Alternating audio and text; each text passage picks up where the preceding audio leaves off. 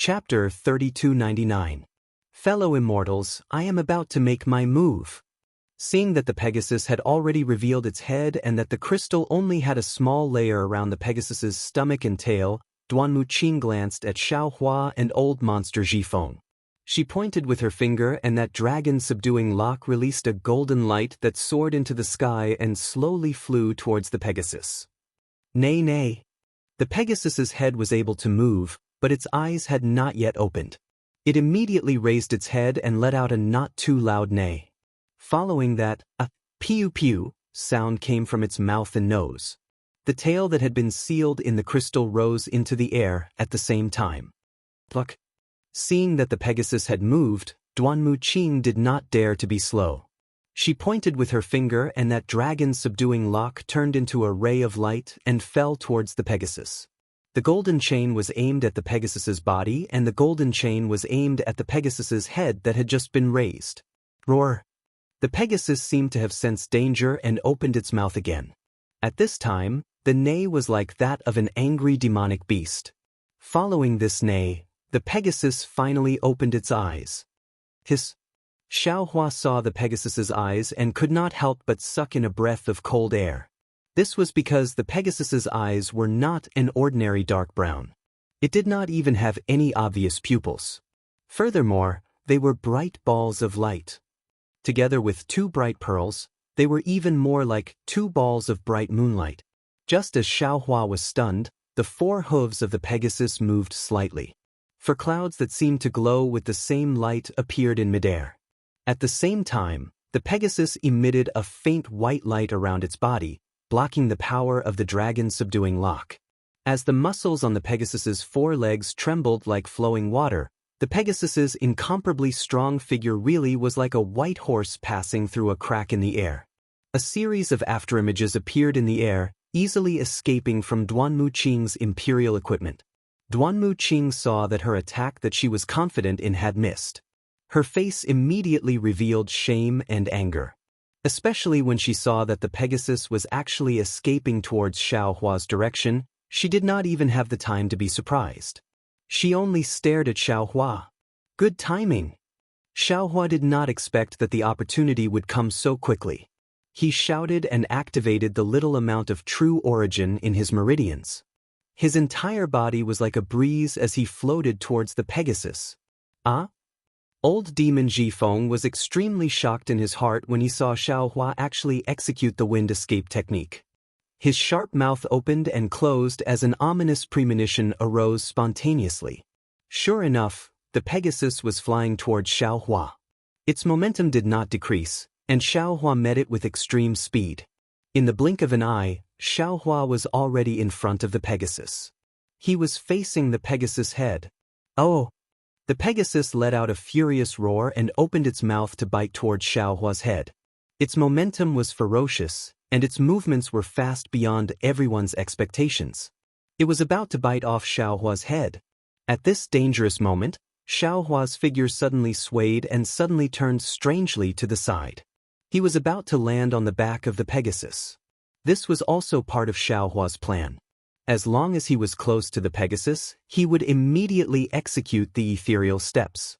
As long as his fists and feet touched the Pegasus, he would definitely not let the Pegasus escape from his hands. Nay Lulu. Just when Duanmu Qing's eyes were filled with jealousy and old Demon Jifeng's eyes were filled with vexation, the Pegasus suddenly neighed. Layers of white light were emitted from the Pegasus's back. Within the white light, half of a pure white wing opened up. With a slight tremble, the Pegasus's figure immediately retreated like lightning. Xiaohua's hand had yet to touch the Pegasus's mane, but the Pegasus had already retreated by more than 10 feet. Damn it, I failed at the last step. I was just a few inches away. Xiaohua's magic power to activate the wind escape technique had already been exhausted. He could only stop. If he relied on the flying talisman, he would definitely not be able to catch up to the Pegasus. Xiaohua's gaze fell on the wings of the Pegasus. These wings were several zhang long. The entire wing wasn't made of feathers, but was completely condensed from a pure white brilliance.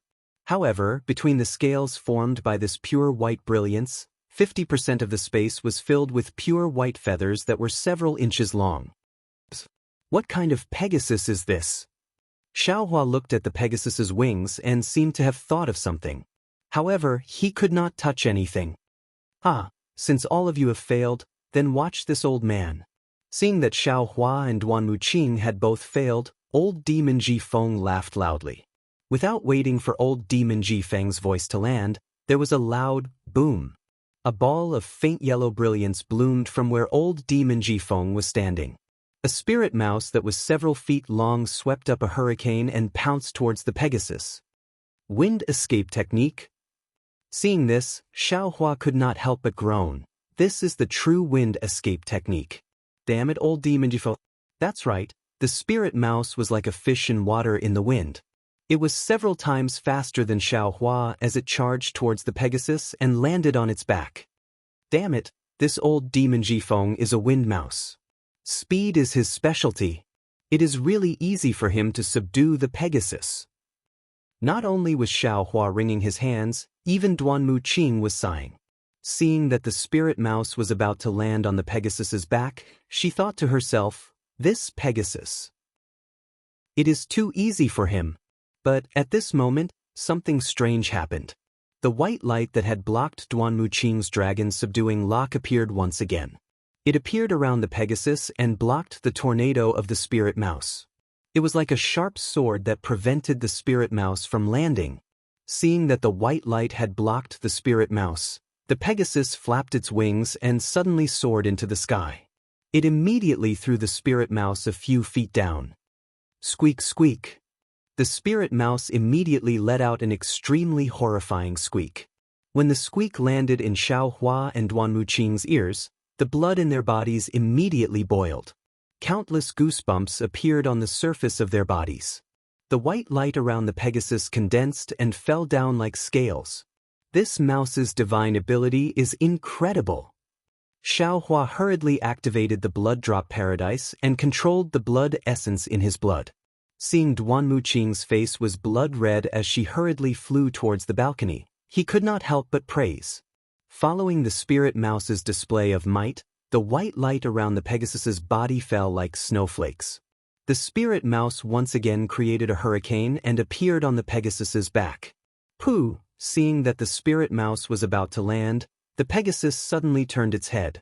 The broken horn on the Pegasus's forehead shot out a white light that was as thick as a bowl at a speed faster than lightning. It accurately hit the spirit mouse's claws that were baring its fangs and brandishing its claws. Squeak, squeak. With a loud scream, the earthy yellow light around the spirit rat was penetrated. Half of its claw was hit.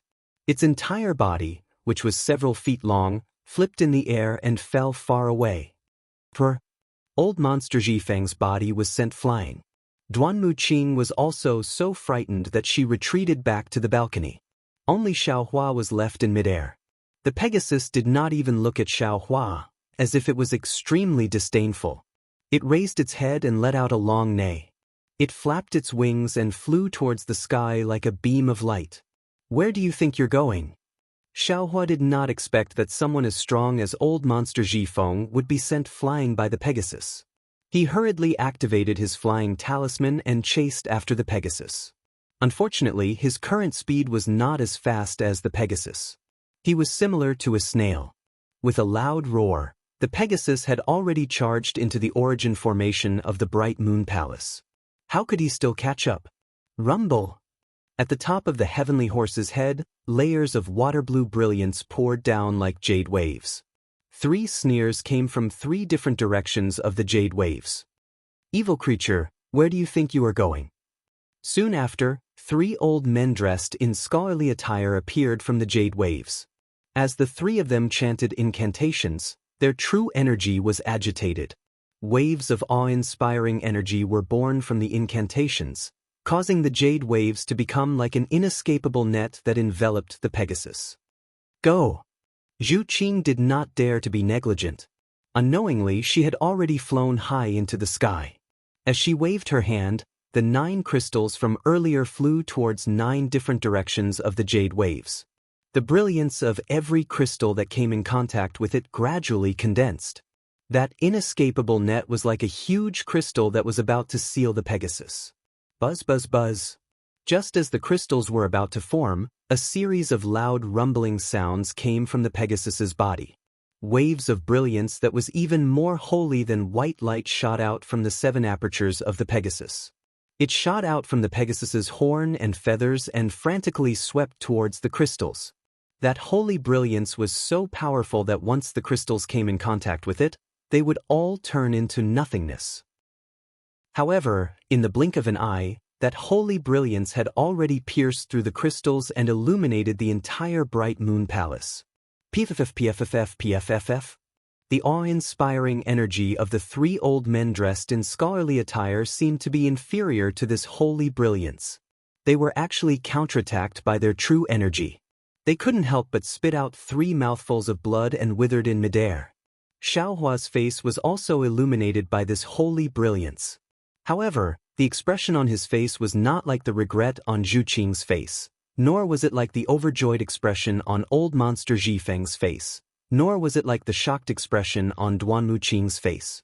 His face actually carried a trace of enlightenment. It was as if a strand of distant memory was born in his mind. Seeing that the heavenly horse had already rushed several feet away from the bright moon palace and was about to escape with its wings of light, Xiaohua waved his hand and took out Blackie from the space. He pointed his finger at the heavenly horse and instructed, "Can you subdue it?" Blackie suddenly appeared in midair. It was originally a little dazed. However, before it could open its eyes, its nose immediately twitched a few times. Then, it raised its head in pleasant surprise and looked directly at the heavenly horse that was spreading its wings and trying to escape. As far as its eyes could see, its scarlet little tongue stuck out from its mouth and circled around its lips. It looked like it was hungry for food, like a little dog that had seen a fragrant bone. At this moment, the heavenly horse had indeed begun to raise its wings of light. However, the broken horn on its head that was previously raised was abnormally dim. Even the white brilliance emitted from its body had become much thinner. Only a thin veil was left around the heavenly horse. It was obvious that it had expended a lot of energy to escape from the blue crystal just now. Moreover, in the night sky above Zhai Xinglu, because of the heavenly horse's white brilliance, it had already illuminated the surroundings several hundred feet. It was not the slightest bit inferior to the mystical display of the great scholar's authentic work. Chapter 3300. Of course, Xiaohua's family wasn't the only one making a move. Just as Blackie flew out of the space, a suffocating dragon aura rushed out from the East Sea Dragon Palace. Although it wasn't as overwhelming as the dragon aura from the dragon bone, it was still extremely agile as it pounced on the Pegasus. Clearly, Ao Shui wanted to use this dragon aura to control the Pegasus. In addition, a faint stream of air that was much purer than the moonlight also flew out from Murong Tsongyun's pavilion. A faint scent of lilies instantly filled the entire place. Moreover, within that stream of air, traces of movement turned into tiny petals. The entire stream of air was like a rain of millions of flowers rushing towards the Pegasus. If Murong Tsongyun didn't have the means to subdue the Pegasus, then she was obviously shirking her responsibility. Her intention to withdraw from the bidding was even more thought-provoking. "Can you do it?" Xiaohua was a little anxious. After seeing the Pegasus' divine ability, he liked it even more and couldn't help but urge, "Father, what is subduing? Did you eat it?" Blackie still asked unhurriedly. His blinking eyes clearly had a fawning look.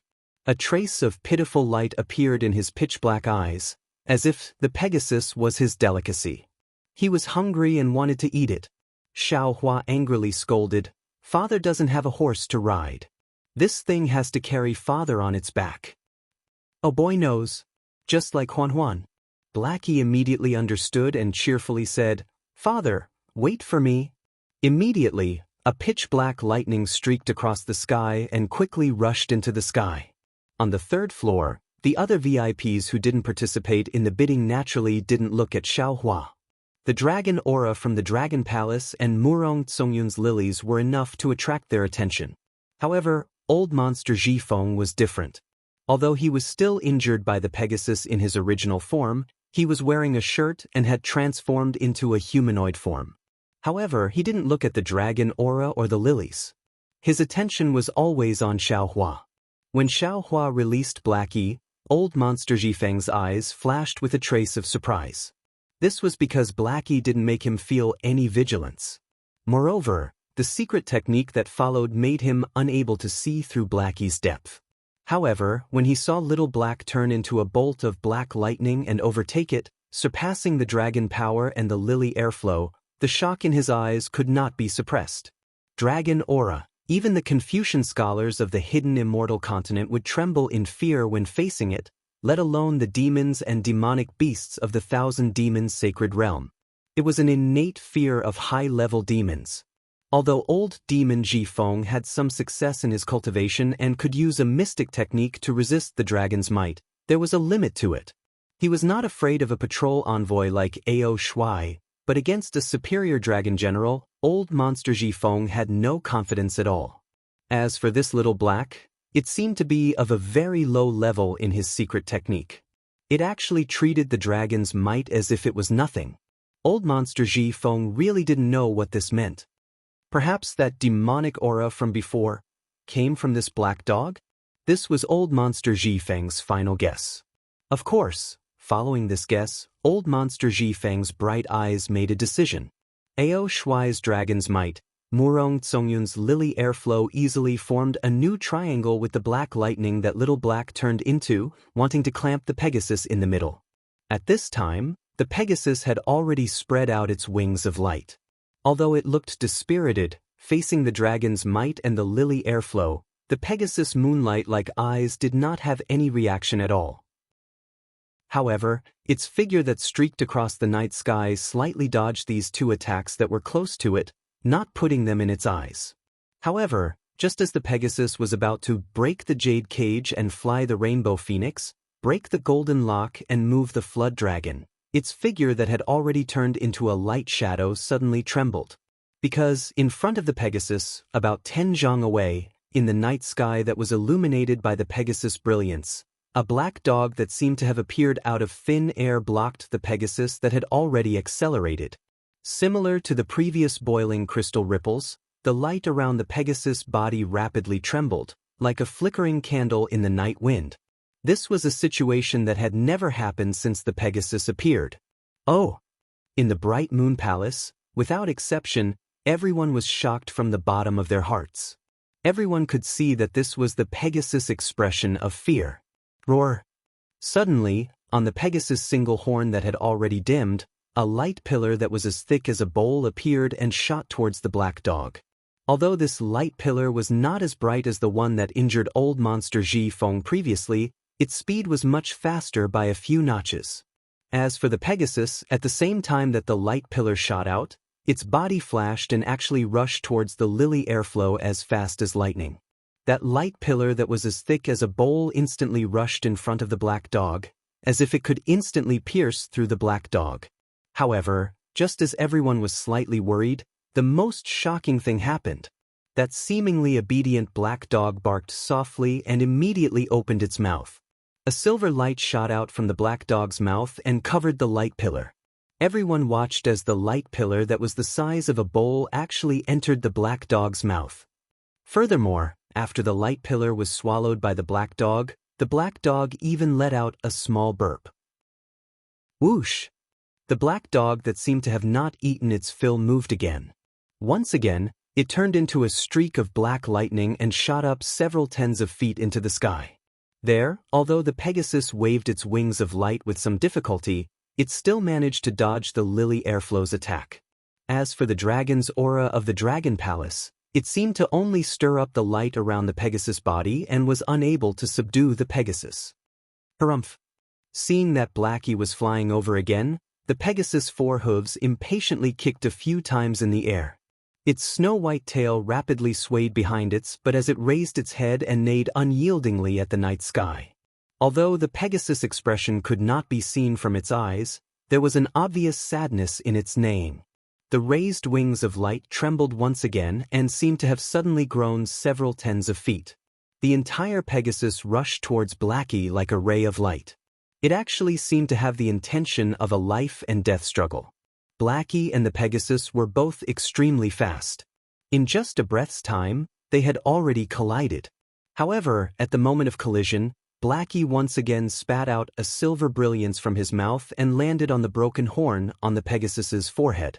The Pegasus, which was originally as fast as lightning, suddenly became limp and fell from the sky. As for Blackie, he landed lightly on the Pegasus's forehead. It turned its head to show off and barked at Xiao Hua with a woof woof. Hee hee. Xiao Hua faintly smiled. His figure flew up and flew towards where the Pegasus had fallen. At this moment, old Monster Jifeng, who was watching from afar, suddenly flew over. What? Old Monster Jifeng, this Pegasus was subdued by me. Are you going to stop me? Xiao Hua's smiling expression disappeared as he indifferently looked at old Monster Jifeng, who was flying over, and asked. With a smile on his face, old Monster Jifeng hastily said, Fellow Immortal Xiao misunderstood. This Pegasus was subdued by fellow Immortal Xiao in front of everyone. How could this old man dare to go back on his words? However, this old man has a matter to discuss with fellow Immortal Xiao. I ask fellow Immortal Xiao to wait in the room after bidding for this Pegasus. This old man will personally pay a visit. Be careful, be careful. And Xiao Hua saw that old Monster Jifeng wasn't stopping him and was instead stopping in midair. He faintly nodded his head. Without stopping, his figure flew several tens of feet. That previously incomparably arrogant Pegasus was like a pile of mud as it fell from midair with a loud bang. Although the Pegasus' fall was very fierce, Xiao Hua extended his hand and easily caught it, as if it didn't have any weight at all. Then, Xiao He jumped down from the Pegasus' forehead and ran a few rounds around Xiao Hua as if he was having fun. Then, Xiao Hua kept the Pegasus into his space. Seeing that Xiao Hua kept the Pegasus, everyone became quiet. Ao Shuai's dragon might disappeared and Murong Tsongyun's lily rain was also kept. Duanmu Qing stood at the balcony and coldly looked at Xiao Hua for a long time. Like old Monster Jifeng, although she was somewhat unwilling, there was nothing she could do. She turned around and entered the room. Only Zhu Qing flew over with a smile. She greeted Xiao Hua, who was descending from midair, and cupped her hands. Congratulations, fellow Immortal Xiao. Hee hee, Xiao Hua laughed and said, What are you congratulating for? Aren't you just here to ask for vitality stones? Take it. As he spoke, Xiao Hua extended his hand and took out a small Qinkuan bag from his bosom and handed it over to Zhu Qing. Zhu Qing didn't know whether to laugh or cry. She hurriedly waved her hand. Fellow Immortal Xiao, I am only here to congratulate you. You only need to hand over these vitality stones to Xiao Yi. Forget it, it's the same no matter who I give it to. Xiao Hua waved his hand and the small Qinkuan bag landed in Zhu Qing's hand. Zhu Qing had no choice but to accept it. She looked at it and said in a low voice, Fellow Immortal, I have already seen the things in this small Qinkuan bag. However, I still need my subordinates to estimate the exact amount. Therefore, fellow Immortal Xiao is still not done with my Zhai Xing Lu. Alright, then this Xiao will wait in the room. Xiao Hua nodded. Then he looked around and sighed. Your bright moon palace's third floor was originally meant to hide our true faces. Now, I'm afraid that everyone will know that it was me who bid for this Pegasus. Fellow Immortal, don't worry. Zhu Qing hurriedly said, Just now, I saw clearly that fellow Immortal did not fly up into the sky. Furthermore, the vitality formation on the third floor and the auction hall still exists. Others might not know about it. Of course, this Pegasus is too conspicuous. No matter where fellow Immortal rides it, as long as it wants to fly, it will definitely be discovered by others. It is no different from revealing your true face today. Alright. Xiao Hua looked at the quiet third floor. He cupped his hands and said, Thanks to young Master Zhu, I was able to find such an excellent mount. I am truly grateful. No need to thank me, no need to thank me. Zhu Qing waved her hand. To be able to help fellow Immortal Xiao, I am also happy. This means that my Zhai Xing Lu is still useful to fellow Immortal Xiao. Xiao Huan naturally understood the meaning behind Zhu Qing's words. He only smiled and nodded slightly. Then, he activated his flying talisman and returned to his room. Chapter 3301. Senior Xiao. Seeing Xiao Hua enter the room, Fu Jiwen immediately stood up. Previously, he still doubted Xiao Hua's cultivation. Even now, he still couldn't figure out Xiao Hua's cultivation. However, from Murong Zongyun's attitude toward Xiao Hua and old monster Zhifeng's attitude toward Xiao Hua, Fu Jiwen knew that Xiao Hua was definitely not a low-level cultivator with only primeval stones. How could he dare to neglect him? He hurriedly bowed and said, "Junior really had eyes but failed to see. Young Master Fu? You are treating me as an outsider. Calling me fellow Taoist Xiao, I am very happy." Xiao Hua was obviously a little unhappy and hurriedly pulled Fu Jiwen up. Alright. Fu Jiwen was also not a stickler for formalities. Seeing Xiao Hua stop him, he also stood up and said with a smile, "Then I will congratulate fellow Taoist Xiao for obtaining the Pegasus. In the future, no matter how big the hidden immortal continent is, it will all be under your feet." Same to you, same to you. Xiao Hua also said happily, "Actually, I also didn't expect to gain so much. This Pegasus is definitely a pleasant surprise." Speaking up to hear, Xiao Hua said mysteriously in a low voice, "Young Master Fu, can you guess what I was planning to do when I first came to this auction?" This? Fu Jiwen thought for a moment and said with a smile, "Perhaps it was a pill? Or a cultivation technique? Either way, it should be related to the Dao sect, right?" Young Master Fu is very wrong. Xiao Hua laughed and said, "I first came to use primeval stones to exchange for some gold and silver and then get a map of the hidden immortal continent." Fu Jiwen was of course also shocked. Soon after, he said with a bitter smile, "Fellow Taoist Zhao's idea is really out of my expectations. Forget it, let's not talk about anything else." Xiao Hua waved his hand and said, "To be able to meet someone like young Master Fu is much harder than this Pegasus. The so-called 3 lifetimes of luck is exactly like this." "I am the same." Fu Jiwen looked at Xiao Hua's unusually young face and the sincere gaze in his eyes and said with the same sincerity, "If not, AI, don't say that." Xiao Hua hurriedly waved his hand again and took out a few spirit fruits from the space and said, "Let's use these fruits to stuff your mouth." Fu Jiwen laughed heartily. He hadn't felt this happy for a long time.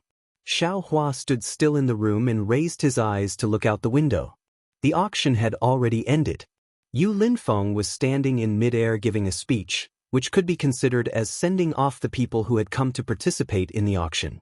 There was no movement from the other windows on the 3rd floor. They must have already left their rooms.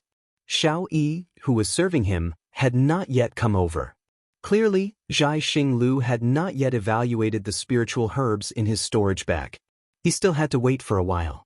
What does old monster Ji Feng mean? At this moment, Xiao Hua frowned. He did not understand why old monster Ji Feng blocked him. From the looks of it, he wanted to trade the Pegasus with him. This was obviously impossible. But other than the heavenly horse, Xiao Hua couldn't see anything else about him that could attract old monster Ji Feng's attention. Right at this moment, Xiao Yi's voice resounded from outside. "Senior, a senior has come to visit. May I know if senior can invite this senior in?"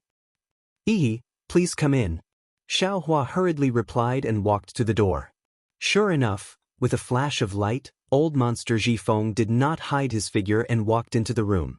Seeing that there was actually a Confucian scholar in Xiao Hua's room, old monster Ji Feng was clearly stunned. However, he only took a glance and did not care. Instead, he directly cupped his hands and said, "Fellow Immortal Xiao, this old man greets you." Xiao Hua looked at old monster Ji Feng, who was several heads shorter than him.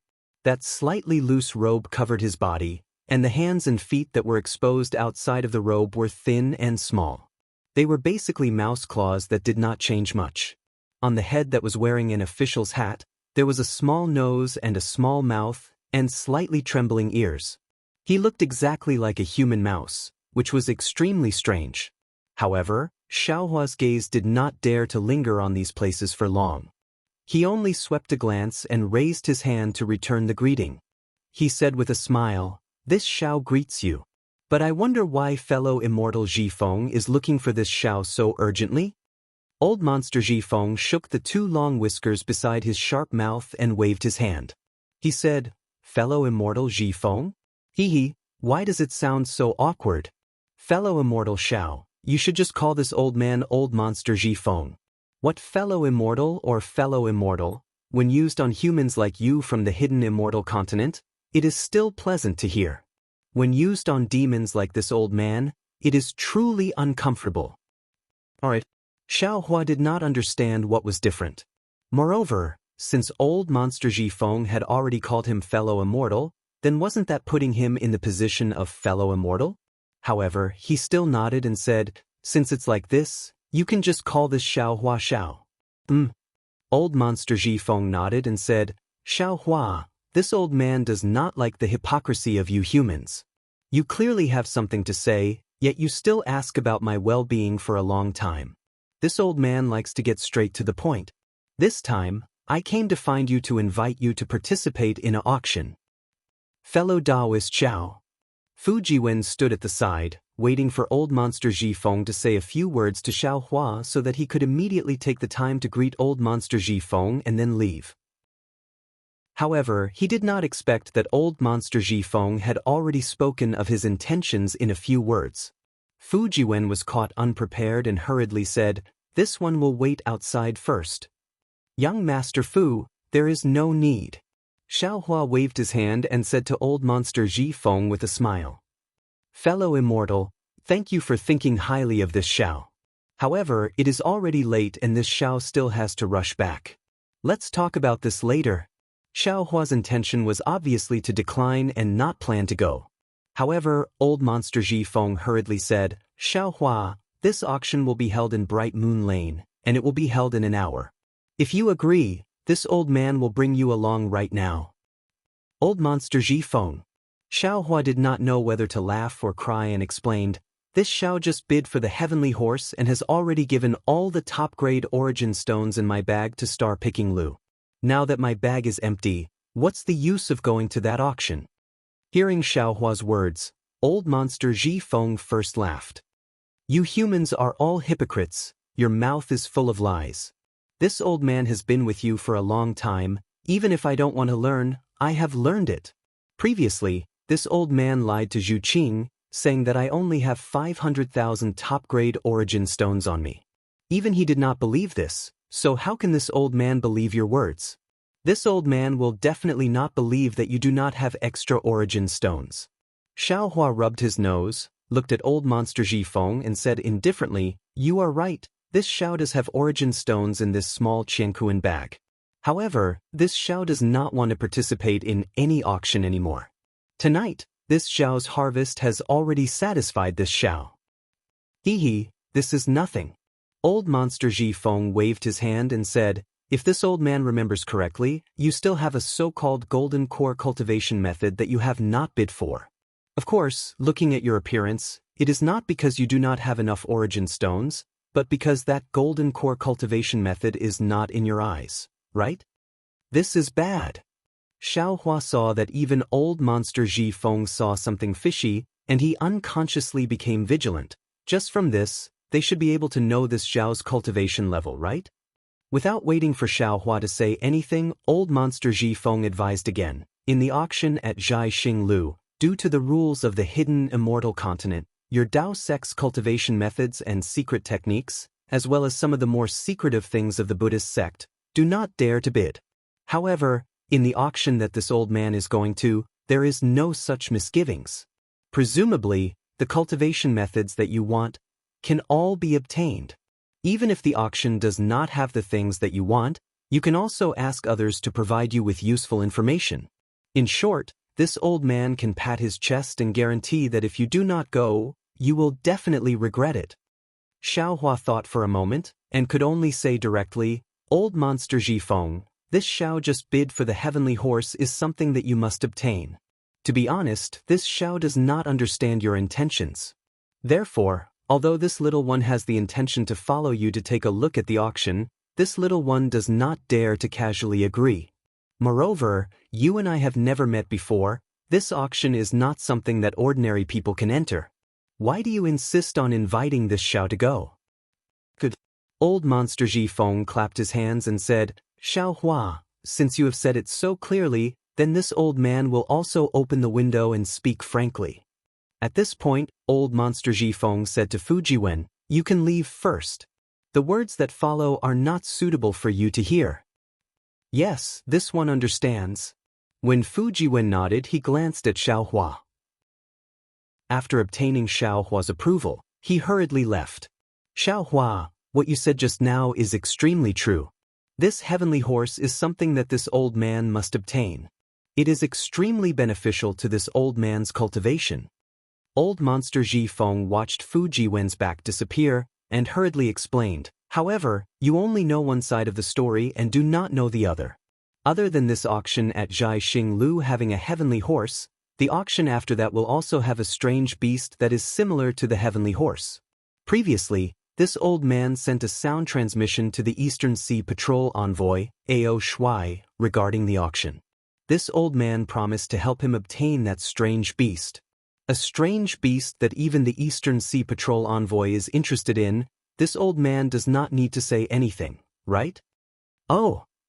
Xiao Hua suddenly understood, and said with a nod, you invited this Xiao to participate in the auction to ask this Xiao to help you, right? Indeed.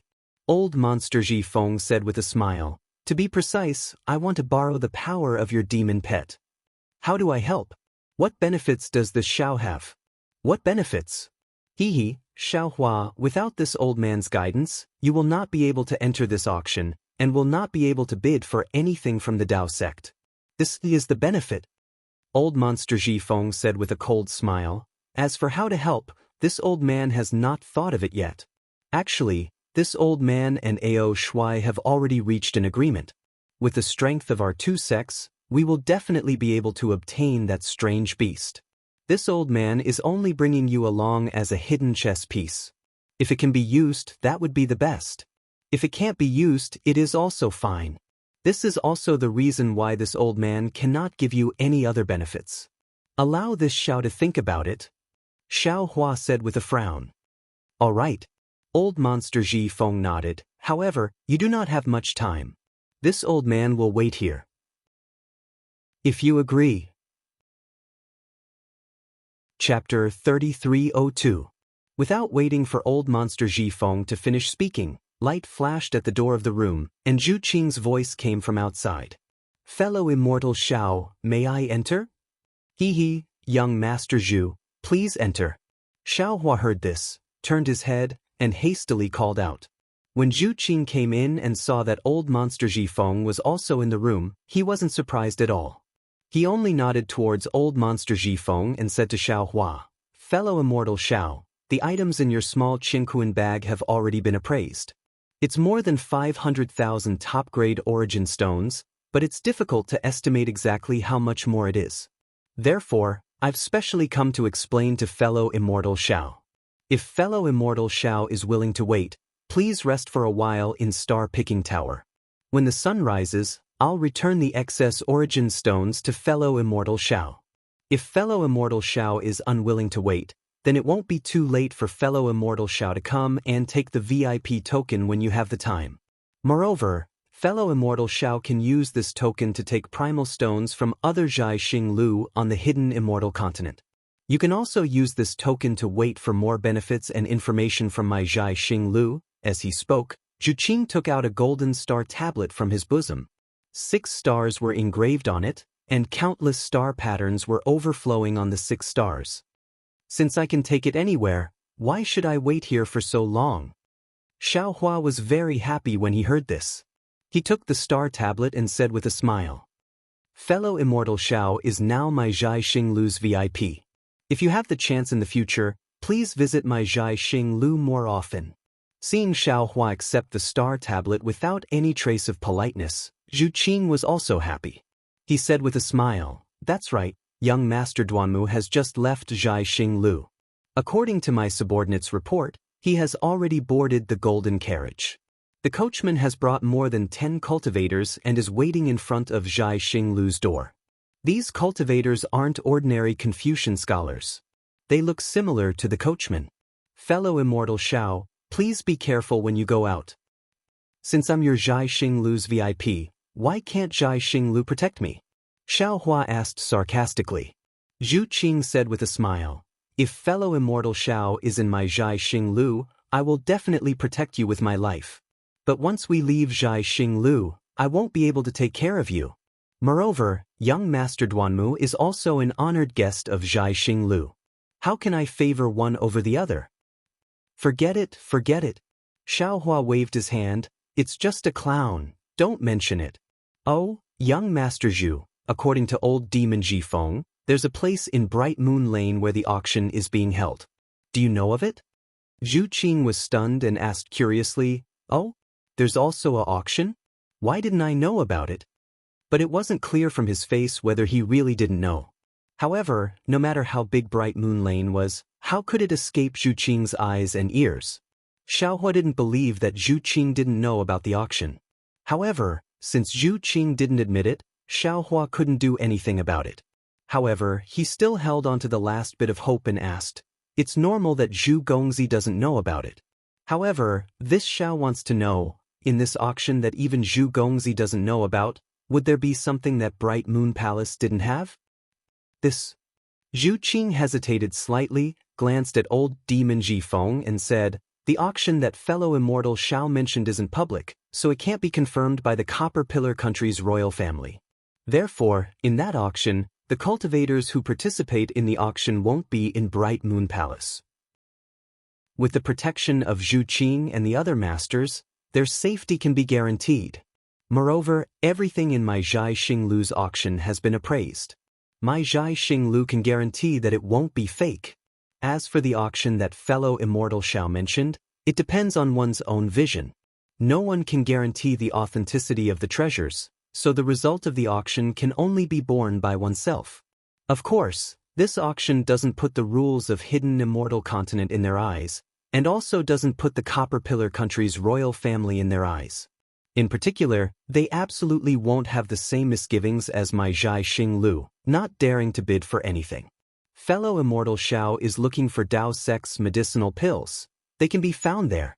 Okay, thank you young Master Zhu for your explanation. This Xiao understands. Xiao Huan nodded and made his decision. He turned to the silent old demon Jifeng and said, this Xiao has decided to participate in that auction. However, since this Xiao didn't get any promises from you, then this Xiao can't promise you anything. Good. Old demon Jifeng clapped his hands and said, it's as you said. We will head there now. Actually, this old man wants to borrow your matter. When you see it, you will definitely take the initiative to join hands with this old man. You don't have to worry at all. Zhu Qing saw that Xiao Hua still decided to head there even though he had made his words so clear.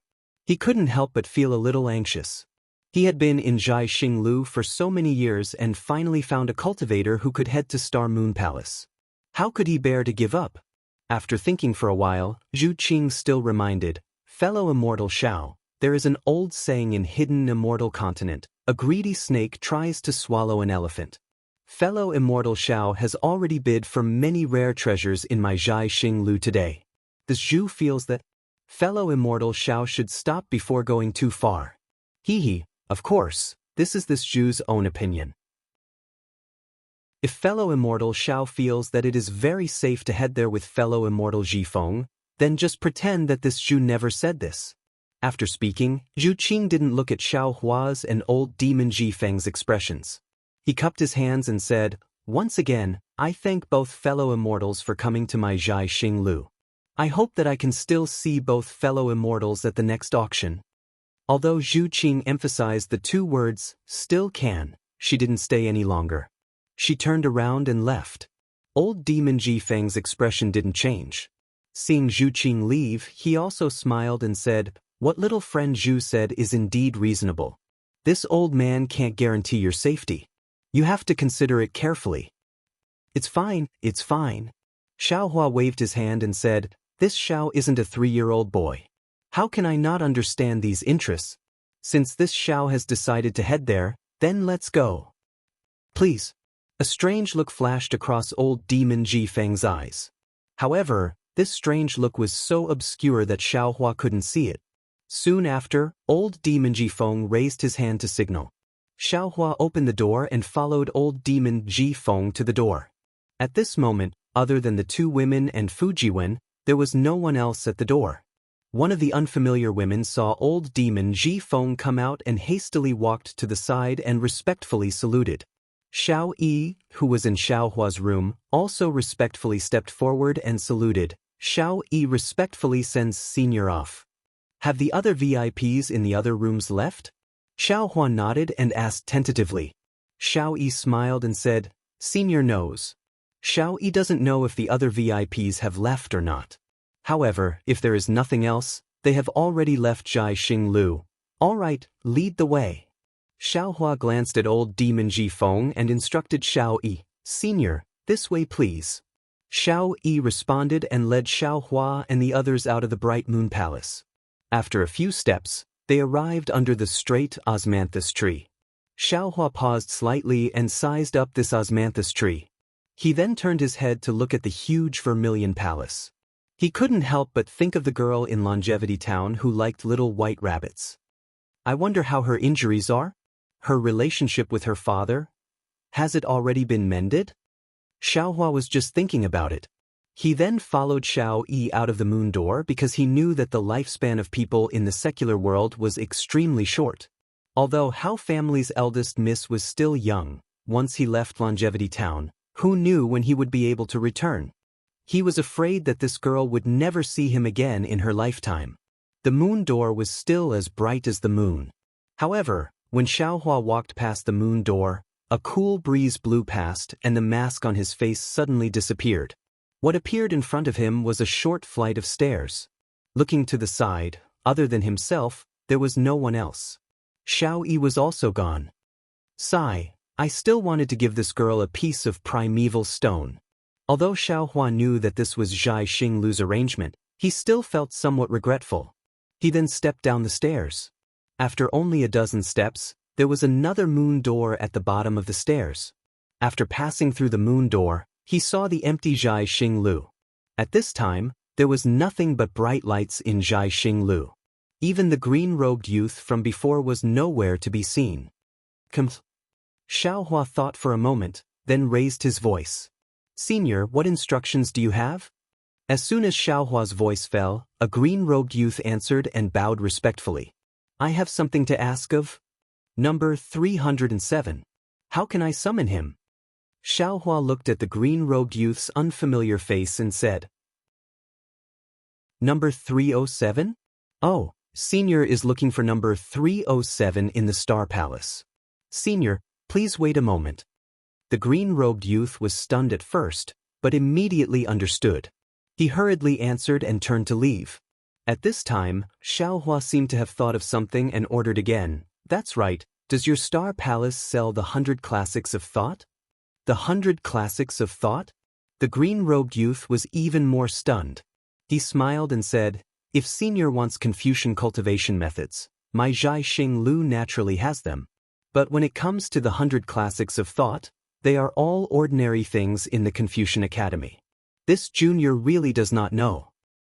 You go find number 307 and tell him what I said. Xiaohua nodded and said, tell him to come as soon as possible. The green-robed youth did not dare to be negligent. After cupping his hands, he hurriedly turned around a corner and disappeared. Xiaohua looked around the silent Jianghu Lu and saw the open door. He knew that this was not the only door at this time. There must be one in front of old monster Jifeng and Fujiwen. Fine, let me see what the Duanmu family is planning. Xiaohua's eyes narrowed. He reached out and took out the wishful staff, then slowly walked out of Jianghu Lu. Xiaohua stepped out of the door and saw a light flash in front of him. He was standing in front of Jianghu Lu in the night. At this time, it was probably past midnight. In the deep night sky, the bright moon was abnormally bright, covering the nearby stars. Xiaohua was used to seeing the starry sky of the Bright Moon Palace. He could not tell which was the real starry sky and whether he had walked out of the Bright Moon Palace.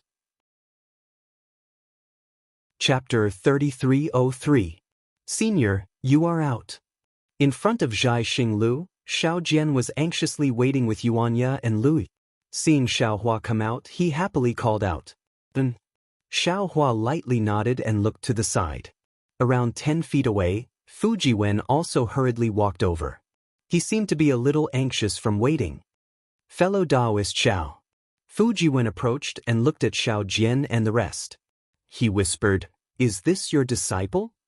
"Not really a disciple." Xiao Hua waved his hand and asked, "Where is old demon Ji Feng?" Senior Ji Feng left first. Before he left, he asked fellow Taoist Xiao to be sure to reach the bridge in front of Drifting Smoke River in 15 minutes. There is a dragon boat parked there.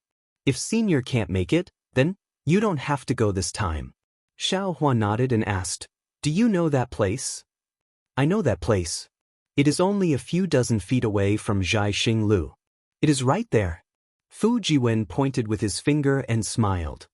"Hee, do you still need 15 minutes? Xiao Hua smiled coldly and raised his eyes to look outside the signboard of Zhaixing Lu. He saw that at the location of Dark Night, there were a dozen boorish men wearing the same golden armor as Duan Muqiu standing there in a strange formation. They looked scattered and strange. "Young Master Fu, you wait and get to know them," Xiao Hua said. "Later, you will follow them to Seven Suns Temple." After speaking without waiting for Fujiwen to speak, Xiao Hua waved the wishful staff in his hand. The staff let out a whooshing sound in the night sky. "Where is Duan Muqing?" Xiao Hua walked out of Zhaixing Lu's signboard and faced Duan Muqiu. Xiao Hua glanced at the golden carriage parked in the distance and the dragon horse pulling the carriage. You better remember that my name is Duan Muqiu. This matter has nothing to do with my young master." Duan Muqiu took 2 steps forward. The golden armor on his body made a clattering sound. With a hong sound, he took down a huge copper spine from his shoulder and placed it on the ground. The ground nearby shook. Then, Duan Muqiu looked at Xiao Hua with a sinister smile and said, "When my family's young master just came out, he also told me about this matter and asked me to keep the peace. However, I feel that even though I was the one who offended you in the first place, if you had stopped the dragon horse and grabbed the horsewhip, I would definitely have gotten off the carriage and apologized to you. But you actually pulled me out of the car when I wasn't paying attention. This is an insult to my reputation. If I don't defeat you, will I still have the face to get on the carriage? How could he have the face to continue staying in the Duanmu clan? What face do I have to face the Duanmu surname?" Xiao Hua looked at the people behind Duan Muqiu. An obvious killing intent was emitted from these people.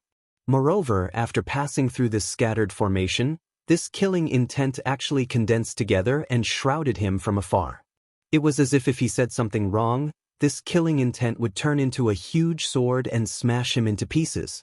Xiao Hua patiently listened to Duan Muqiu's explanation and said coldly, "So you've entangled so many people? Bullying with numbers?" "I'm not bullying you with numbers. These are my good friends. They heard that you have amazing divine power and that you can subdue a dragon horse. They all want to come and see for themselves." Duan Muqiu was obviously someone who had been taught by others. His words were seamless and flawless. "Good." Xiao Hua nodded. "This old man will ask you one last question. If this matter has nothing to do with Duan Muqing, then does it have anything to do with the Duanmu clan?" "Hee." Duan Muqiu laughed coldly. "I really want to do as you wish and say that this matter has nothing to do with the Duanmu clan. But I and these good friends behind me, most of them have the surname Duanmu. Do you think this matter has anything to do with the Duanmu clan?" "Haha." Xiao Hua laughed heartily. With a flip of his hand, a flying talisman was placed on his body. "As expected, you're still a bunch of dogs who rely on their master's power. You don't even dare to say that this matter has nothing to do with the Duanmu clan. However, since you all want to use the Duanmu clan as a fig leaf, then this old man will give the Duanmu clan face. Hit!" Xiao Hua shouted as his figure soared into the sky. He raised the wishful steel staff and smashed it towards Duan Muqiu's face with a whining sound. "Good." Duan Muqiu had been accumulating his power for a long time. Seeing that Xiao Hua had made his move, he also roared loudly. He stomped his feet and a light cloud appeared under his feet, lifting his body up. The muscles on his arms flowed like water and with a pooh sound, he lifted up the huge copper spine. Following a gust of wind around Wuxia, he rushed toward Xiao Hua's wishful steel rod. At the same time, the 10 people behind Wuxia also moved. Each of them let out a loud roar and brandished their fists and legs, striking toward Xiao Hua's direction with all their might. Woo! It was as if a mountain was collapsing. 10 streams of noble spirit that were enough to split rocks were triggered by them. Following the rush of everyone's fists, these 10 streams of noble spirit condensed and merged into one in midair, forming a cloud that was like a fist. Although it was launched later, it arrived first. It surpassed Wuxia's copper spine and smashed toward Xiao Hua from top to bottom. The wind whistled as Xiao Hua flew in midair. That gust of wind hit his face and almost pressed him to the ground. Within that gust of wind, the noble spirit was like a red fire that wanted to ignite him. Ha ha! Xiao Hua laughed loudly. Although his voice was blown away by the noble spirit, it still clearly resounded in the night sky. The noble spirit is controlled by people like you who rely on their master's power. How can it be called noble spirit?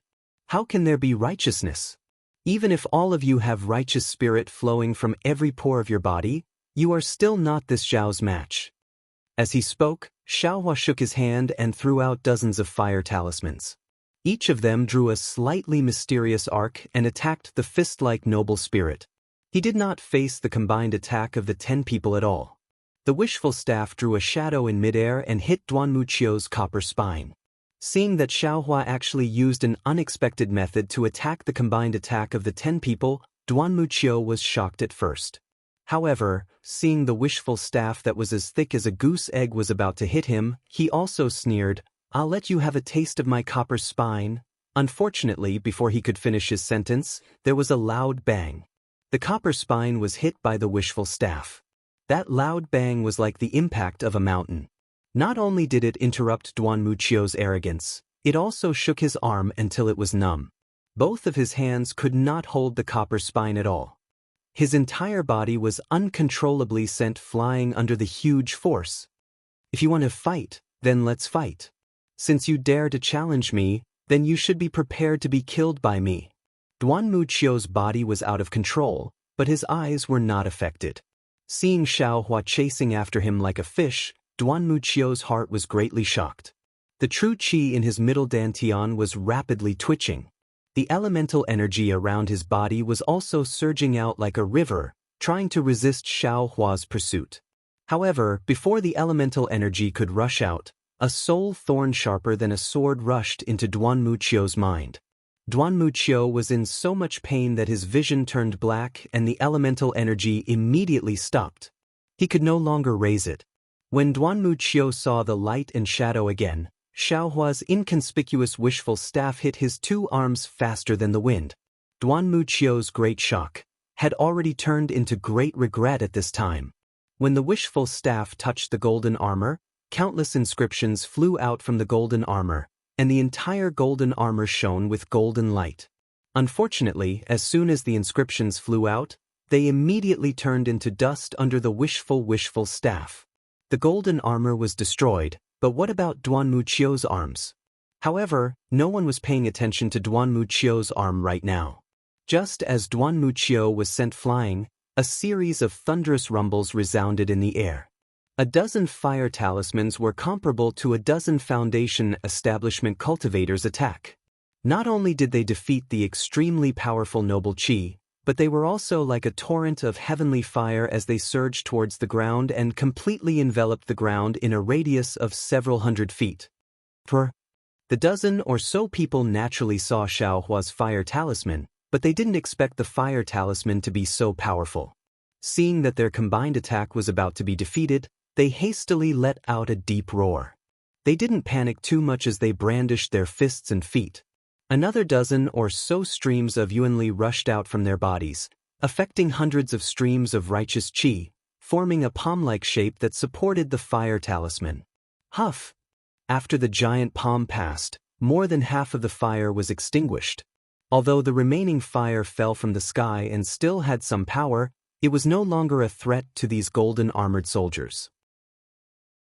These people did not pay attention to it and hurriedly looked at Duan Muqiu, but before they could see Duan Muqiu's figure, a green light flashed in the air and an angry voice sounded at the same time. Xiaohua. You, how can you be so ruthless? Young Master Duanmu. The dozen golden armored soldiers were shocked. They looked at Duan Muqing, who was standing on a green cloud, and then looked at the direction Duan Muqing was glaring at. Ah! Everyone was shocked. In the distance, there was a row of tall trees. But now, 3 or 4 of them were lying on the ground. On the last tree, Duan Muqiu, who was wearing golden armor, was lying on the ground like the tree. Blood was flowing out from his 7 orifices. The awe-inspiring copper spine that he was holding in his hand was now lying on the ground like Duan Muqiu. However, it was in a worse state than Duan Muqiu. It had been broken into 2. Achio! The eyes of the dozen or so golden armored soldiers were completely red. A few of them quickly rushed over, while the remaining dozen or so people slowly formed a formation and walked toward Xiaohua. Xiaohua only coldly swept a glance at these people and did not pay any attention to them. He looked at Duan Muqing and replied, Duan Muqing, how am I ruthless? Did I kill Duan Muqiu? Did I kill these Huang clan soldiers? You can just defeat Achio. Why did you shatter his arms? Duan Muqing bit her lips and said, Achio does not know your strength, but I do. You are his senior. Why did you bully him like this? Do you still want face? Chapter 3304. Ha, Xiaohua laughed loudly. You also know that I am Duan Muqiu's senior. Then why didn't you stop him? Since he dared to offend me, why can't I teach him a lesson? Is this old man's face to be offended? Soon after, Xiaohua pointed at the dozen people who were approaching and coldly said, Look at these people. They clearly know that they are no match for me, so why did they still charge forward? Could it be that I can't make a move just because I am a senior? Could it be that they dare to do whatever they want just because they have the name Duanmu? Don't they know how to respect their seniors? Why don't you say that they are bullying you with numbers? They only know that your arms have shocking divine strength and can subdue a dragon horse, so they want to see it for themselves. Why should I stop them? Duan Muqing looked at Xiaohua without backing down and said, But I didn't expect you to be so vicious and merciless. You haven't seen true vicious and merciless yet. Seeing that the dozen people were already below him, Xiaohua indifferently said, You, or these golden armored soldiers are willing, I will let you see what is vicious and merciless. Xiaohua, are you challenging my Duanmu family? Duan Muqing's eyes flashed with a strange light as she said loudly, Duan Muqing, are you challenging me? Xiaohua also coldly snorted. His voice was not inferior to Duan Muqing's. Duan Muqing naturally hoped that Xiaohua would answer, but Xiaohua did not answer directly and instead threatened Duan Muqing. If Duan Muqing wanted an answer, it seemed that she would have to answer Xiaohua first. But if Duan Muqing answered, Xiaohua would immediately make a move and kill Duan Muqing before challenging the Duanmu family. Duan Muqing's eyes were bright as she stared at Xiaohua. She was quickly considering whether she should make a move. Unfortunately, when she thought of Xiaohua's divine strength, Huafu, Little Black, Pegasus, and even Xiaohua's strength of first-grade essence force, Duan Muqing did not have any confidence. Forget it. Duan Muqing waved her hand. Achio is the driver of my Duanmu clan's golden chariot. You injuring Achio is not something that I can do anything about. In the future, there will naturally be people who will question you. Xiaohua, let me give you a piece of advice. Don't think that you can be arrogant just because you have some cultivation. There's always someone better than you. There are still many people and things that you don't know about. Duan Muqing, I will remember your words. However, this Xiao will also give you a piece of advice. Don't think that no one knows what's going on here. Even the aristocratic families of Confucian cultivators can't block the mouths of the people of the world. A carriage driver from the Duanmu clan was so precious that he could only bully others, but others couldn't retaliate? This Xiao is waiting for your Duanmu family's punishment. I want to see if the so-called scholarly clans of today still have justice, fairness, and justice. Justice, fairness, and justice. A trace of mockery flashed in Duan Muqing's eyes. She smiled coldly and waved her hand. Let's go. Let this Taoist priest wait for his justice. As she spoke, Duanmu Qing waved her hand. She activated the light cloud under her feet and landed on the golden carriage in the distance. At this moment, Duanmu Qiu had already stood up with the help of 2 golden armored soldiers. Although his arms were shattered and his body was injured, his legs were fine. He looked a little weak as he walked, but when he turned his head to look at Xiaohua, his eyes were filled with fear and hatred. The other 10 golden armored soldiers were afraid that Xiaohua would suddenly injure them and didn't dare to be careless. They arranged themselves in a scattered formation and slowly left. In just a moment, they had all gathered around the golden carriage. As for Xiaohua, he didn't even place these golden armored soldiers in his eyes. When Duanmu Qing flew away, he didn't stop. He sent out his divine perception and saw that the few divine perception and essence perception that came into contact with his divine perception had all retreated and landed in front of Zhai Xinglu's signboard. Below the signboard, other than Fu Jiwen, Xiao Jian, and the others, there was only the green-clothed youth called number 307. At this moment, the green-clothed youth's eyes flashed with an indescribable brilliance. When he saw Xiaohua land, he hurriedly bowed respectfully. Junior greets senior. And, have you done what I instructed you to do? Xiaohua waved his sleeves and asked the green-clothed youth. Junior has done it. The green-clothed youth hurriedly took out a small Qingkuan bag and handed it over. Other than the map and some strange items that Senior wanted, Junior has also helped Senior find the 100 classics of thought. In addition, Senior gave me a lot of essence stones. Junior took the initiative to find some common cultivation techniques for Senior. Xiaohua took the small Qingkuan bag and kept it without even looking. He took out a few mid-grade essence stones and handed them over, smiling. Many thanks to you this time. These are some thanks from this old man. I don't dare. The green-clothed youth hurriedly waved his hand. There are still a few pieces of essence stones left from Senior. Take it. Xiaohua flung his hand and the essence stones landed in front of the youth. If you can, give 2 pieces to Bright Moon Palace's Xiao. After speaking, Xiaohua left without turning his head back. Seeing Xiaohua leave, Fu Jiwen, Xiao Jian, and the others hurriedly chased after him. After several people left, Zhu Qing slowly walked out of Zhai Xinglu's door and looked at their backs with deep worry on her face. Tower Master. The green-clothed youth took the essence stones and said in a low voice, that Senior insisted on giving this. And keep it for yourself. Give 2 pieces to Lianhong. Zhu Qing nodded, but her gaze left Xiaohua and the others and looked at the river in the distance. The green-clothed youth didn't dare to disturb Zhu Qing and hurriedly entered Zhai Xinglu. Zhu Qing kept watching, and after a long while, she sighed. Midnight has already passed, and the ghosts have already returned. But why are there still so many demons in this world? Xiaohua didn't hear Zhu Qing's sigh. Instead, under Fu Jiwen's lead, he came to the side of a stone arch bridge. The river under the stone arch bridge still flowed as before, but the clear river water was now filled with the smell of alcohol and cosmetics. Occasionally, there would be Confucian headscarves and women's tube tops floating by. It was unknown which debauchee did this. At this moment, a pleasure boat was docked by the river bank. This pleasure boat was several meters in size and was almost as wide as the river. Moreover, this pleasure boat was different from the usual ones. At the railing in front of the pleasure boat, there was a coiling dragon carved from red paulownia wood, baring its fangs and brandishing its claws fiercely. In the middle of the boat, where the boat's tower was completely hollow. Strips of gauze covered the empty railing. Although some lights could be seen through the gauze, the situation inside could not be seen. Fellow Taoist Xiao. Seeing this pleasure boat from afar, Fu Jiwen said in a low voice, this should be the dragon boat that the demon clan senior mentioned. Yes, there's no mistake. Xiaohua scanned with his divine sense and said with a nod, this Xiao will get on the dragon boat now. You follow Xiao Jian and the others back to Seven Suns Temple first. When Xiaohua returns tomorrow morning, we will pay a visit to Great Master Dao Shan together.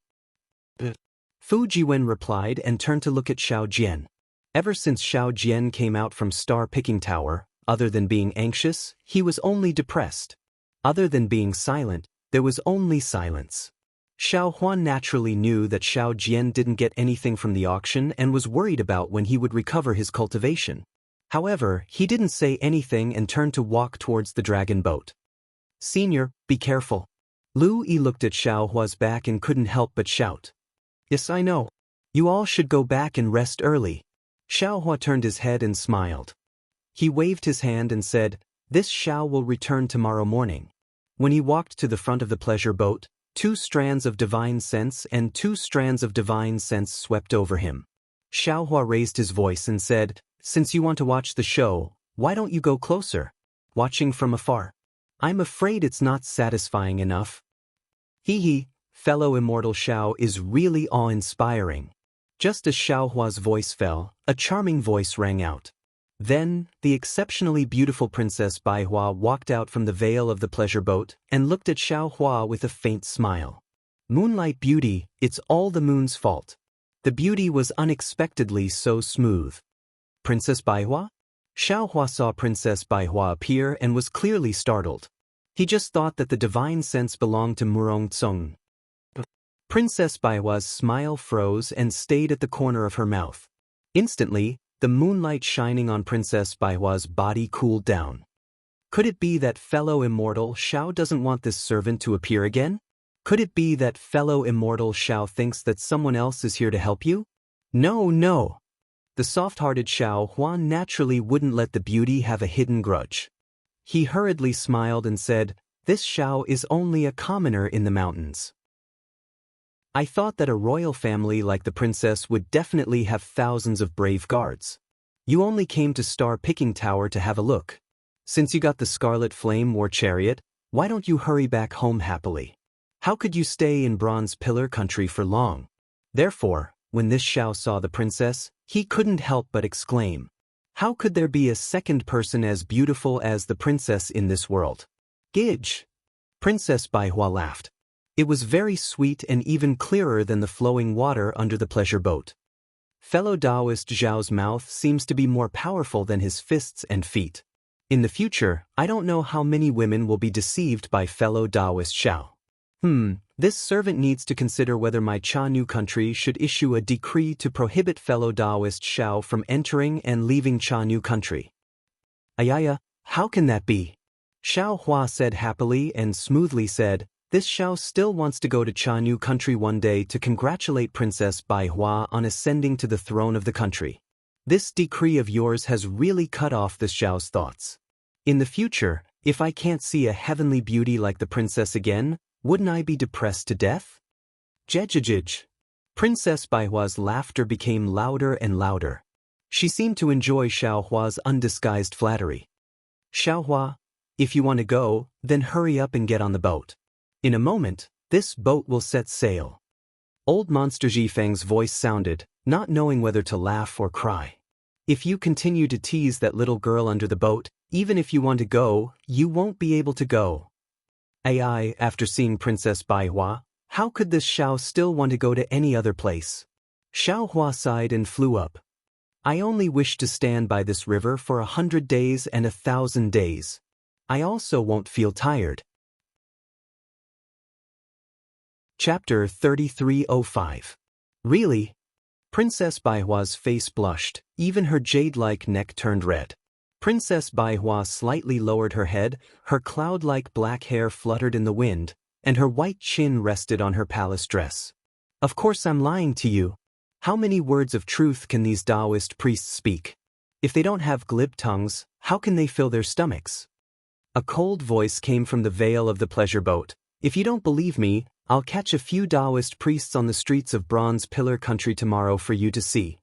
Xiao Hua was also familiar with this voice. It was the Eastern Sea Dragon Palace's Inspector Ao Shui. Xiao Hua landed on the pleasure boat and looked up to see the situation inside the veil. The pleasure boat was very quiet. There were only 4 red lanterns around the boat, and then there were a few chairs. At this time, there were 2 Yao sitting on the chairs. Xiao Hua was secretly puzzled. Strange. Why don't I see Murong Tsung? But just as he was puzzled, Xiao Hua frowned and said, "It's even stranger. Murong Tsongyun didn't say she would come to the auction, but I thought she would come?" What does her not coming have to do with me? Why do I suddenly think of her? Xiaohua. Princess Baihua's voice suddenly became like a mosquito. Why don't you answer my question? Are you thinking of someone else? How could that be? Xiaohua said with a smile, I'm just thinking, what is the national surname of Cha New country? This Xiao Qian Sun Li Zhou Wu Jing Wang is too hard to guess? It seems like I have no choice but to cultivate my Dao sex divination techniques first. Princess Baihua was about to laugh, but suddenly she seemed to realize something. The blush on her face became even more intense. She hurriedly covered her mouth and laughed in a low voice. Her eyes actually flickered. She didn't dare to stare at Xiaohua like before. Xiaohua, it's windy and snowy outside. Why don't you come in and have a drink? Old Demon Jifeng sat on a chair, his short legs hanging in the air, and shouted. Xiaohua smiled and raised his hand. Your Highness, the wind and frost outside is strong. Don't let the wind and frost blow the princess's flower-like face. The bashfulness on Princess Baihua's face gradually disappeared, and she stepped into the veil. However, after taking 2 steps, she turned back and said with a smile, Brother Xiao, don't mention the word princess again in the future. This servant's name is Xne, and my nickname is Xian. After saying that, she giggled again and quickly stepped into the light muslin room. Brother Xiao? Xiaohua didn't know whether to laugh or cry as he rubbed his nose and mocked himself. Am I really that young? Not waiting for Xiaohua to walk into the veil, Ao Shuai's cold snort once again sounded out. In this world, the 3 things that you can't trust the most are the promises of a cultivator, the feelings of a cultivator, and the reasons of a cultivator. If a cultivator gave you an everlasting promise, you could rest assured. That was because he didn't have any confidence in the feelings between the 2 of you. Instead, he placed his feelings on time. But what was time? What cultivators did not lack the least was time. If a cultivator deeply revealed his sweet words to you as soon as he met you, you could rest assured that he had definitely said these words to others before. Otherwise, how could he so skillfully dissect the feelings in his heart? Let you see the freshness within? As for the reasons of cultivators, TSK, they are even lighter than the dewdrops in the grass. They appear every day, but every time, when the sun rises, these dewdrops disappear. The reasons of cultivators are all kinds of excuses, appearing and disappearing at any time. Xiaohua didn't know whether to laugh or cry. To tell the truth, Princess Baihua was indeed very beautiful. She was just like her name. She had the beauty of 100 flowers, but also the bashfulness of 100 flowers. However, how could he be like Ao Shuai and spread his peacock tail as soon as he met her and let her admire him? Men, after seeing a beautiful woman, casually saying a few words, wasn't that normal? Besides, such a night, such a moon, even if it was somewhat ambiguous, it was still the moon that caused the disaster, right? There was no need to beat all the cultivators in the world to death all at once. Lord Inspector, you seem to also be a cultivator, right? Could it be that this is your experience when you were young? Xiaohua walked into the light muslin, glanced at the arrogant Ao Shuai who was sitting on the chair, and said indifferently, who knew that Ao Shuai only glanced at him and choked Xiaohua with a sentence, this old man is a demon, and even more so a dragon. This is an innate divine ability, the darling of heaven and earth. How could you cultivators compare to me? Don't use the word cultivators in this world have already become unbearably dirty on this envoy's head. In this envoy's eyes, you cultivators are the greediest locusts in the mortal world. Xiaohua frowned. He coldly glanced at Ao Shuai and no longer paid any attention to him. Who would want to talk to this ugly dragon-headed humanoid? Hee, Brother Ao's words are a bit extreme. Old Monster Jifeng, who was sitting on the other chair, hastily stood up and reached out with his hand. He took out a dark green copper pot and a wine cup from his bosom, walked in front of Xiaohua, smiled and handed it over to Xiaohua, then said to Ao Shuai, how many billions of cultivators are there in the world? So many cultivators, how can you generalize them? There must be someone as straightforward as Xiaohua, right? Ao Shuai glanced at old demon Jifeng from the corner of his eyes. He raised his hand and poured the wine that was as red as blood into his mouth. He said indifferently, "We demons are the true rulers of this world. Humans are nothing more than food for us. They have taken advantage of the heavens to live in this world. But now, these locust-like things have actually occupied 2 continents, squeezing us geniuses to the 1,000-demon sacred realm. Our sacred dragon race has no choice but to settle down in the dragon palace of the 4 seas." Dragon palace. Sounds very mysterious, but that is the bottom of the ocean. It doesn't see the sun all day long, it only relies on pearls for illumination. Regardless of whether it is armor or weapons, they are all covered in seaweed and rust. Who wouldn't want to lie under the warm sunshine, sleep in, and stretch their bodies? Unfortunately, these places are all occupied by humans. Even when this old man is rolling on the beach, there are people peeping. Hee. Old Monster Ji Feng smiled and raised his hand, indicating Xiao Hua to pour wine for him, but he himself tried to smooth things over. "Brother Ao is from the dragon race. Your birth is noble. This old man is nothing more than a lowly demon. How can I have so many thoughts? To be able to cultivate for 1 more day, to live for 1 more day is this old man's pursuit. As for whether it is a human, demon, Confucian, Buddhist, or even Taoist, this old man doesn't care." As he spoke, he pointed at the wine in front of Ao Shuai and said with a smile, "Besides, isn't Brother Ao's wine the 100 Flowers little girl's toast? Your Dragon Palace's wine is indeed good, but there is only one taste. Drinking it every day is already boring, right? How can it compare to hidden Immortal continent's endless wine? Also, the cultivators that Brother Ao mentioned just now, don't tell me that Brother Ao didn't transform into a human to train in the mortal world?" Xiao Hua at the side snorted coldly, "My human race is the spirit of all living things, where the heaven and earth are.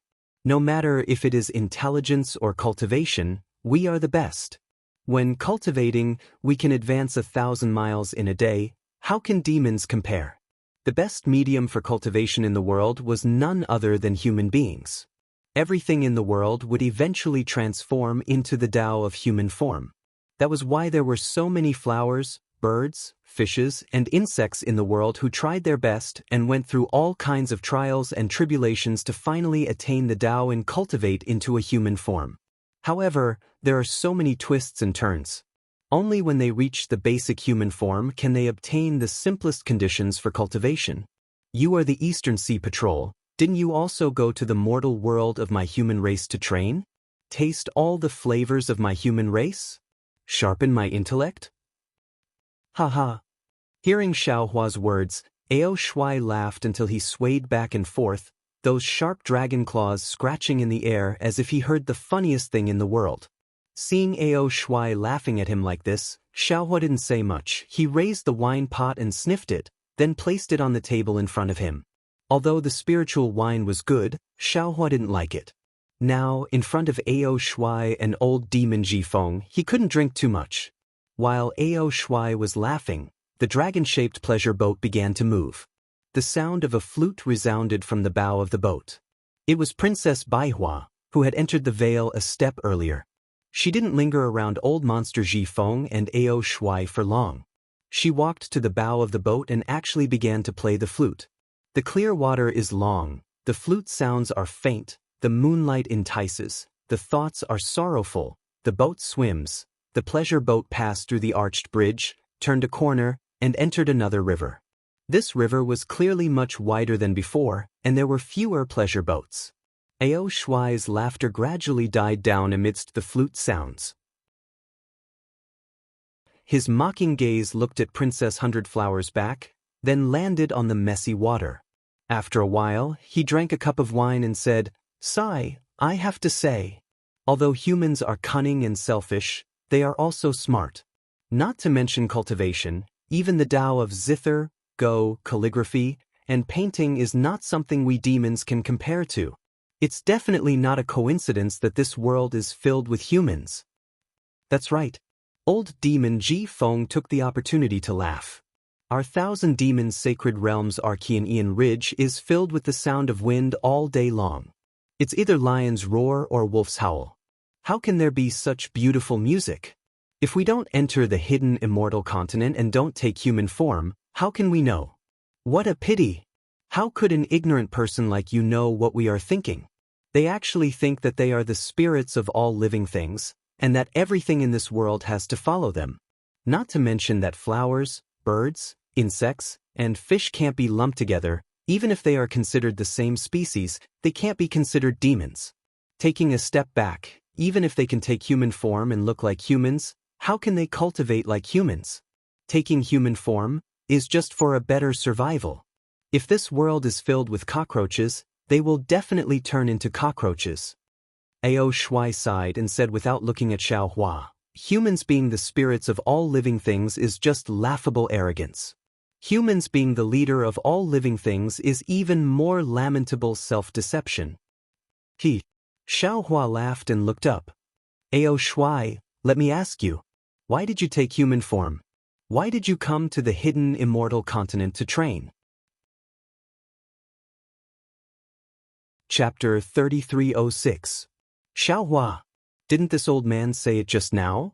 The reason why I transformed into human form is not because you humans are the leader of all living things, but because you humans are too good at reproducing. This hidden immortal continent and the Pure Land world are all humans. If I don't transform into human form, how can I succeed in gaining experience? Also, because there are too many humans in this world, we have no choice but to adapt to this change. We have no choice but to go to your human race to gain experience and know what you think and do. Otherwise, unless our demon race exterminates your human race, we won't have to do this. It is precisely because our human race is the spirit of all living things that our human race can reproduce like this, obtain the destiny of heaven and earth, and control the two continents.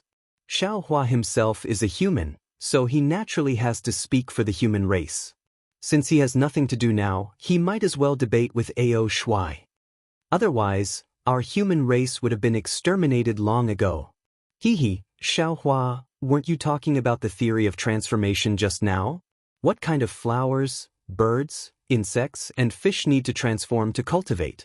Now that you know the fundamental reason why our demon race transforms, why don't you mention it?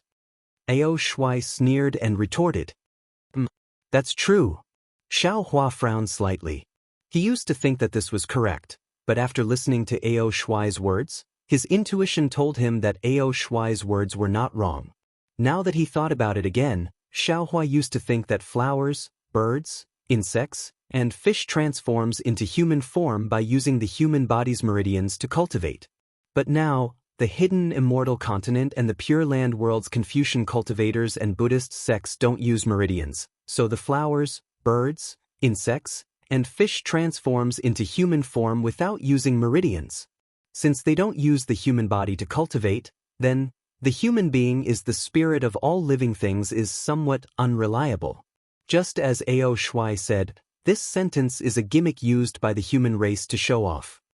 Let this old man teach you a little more. Seeing that Xiao Hua was somewhat silent, Ao Shuai proudly said, the so-called flowers, birds, insects, and fish should be divided into two categories. Flowers and plants belong to the lowest category. Although they are considered to have vitality, they don't have life. They are lower than humans. Perhaps they take human form to get closer to the human race. Birds, insects, and fish can only be regarded as demon beasts. They have obtained the spiritual energy of heaven and earth and can cultivate, so they can be regarded as demons. Only those like us who are born with the legacy of the demon clan, born with the strongest demon body in the world, are true demons. Right, speaking of which, since you humans are the wisest of all living things, why have I never heard that you humans have inherited memories and cultivation methods? Xiao Hua was somewhat at a loss for words. At this time, Princess Bai Hua walked over. Although her voice was somewhat timid, her tone was clear and bright. Senior, although our human race doesn't have the ability to pass down inheritances, we still have the ability to pass down inheritances. But we humans have the ability to learn and create. Through learning, the human race can learn the abilities of the demon race. Through creation, the human race can innovate and bring forth new things. The student can surpass the master. Each generation will be stronger than the previous one. On the other hand, the demon race only knows how to pass down their legacies. They are stuck to the rules, and each generation is worse than the last. This is why we humans have the upper hand in the 3 continents. That's right, that's exactly the case. Xiaohua clapped his hands and laughed. Hee hee, even the little girl from 100 Flowers isn't convinced? Ao Shuai seemed to admire Princess Baihua very much. He chuckled and said, "When it comes to learning, do you think we demons don't know? Wasn't transforming and going to the hidden immortal continent just to learn? Creation? Heh, what kind of forgery is that? Does it count as creation? Those cultivation methods of your human race, not to mention Confucian cultivators, Buddhist sects or Taoist sects, aren't they all plagiarized from our demon race's inheritance? Aren't they all just drawing on gourds? If this kind of plagiarism is creation, then the word creation in this world has been blasphemed by you humans. The word creation was originally created by our human race. How we blaspheme it is our own business." Princess Baihua and Xiaohua had a common enemy and also refuted Ao Shuai without the slightest hesitation. Ao Shuai listened to Princess Baihua's roguish argument and faintly smiled.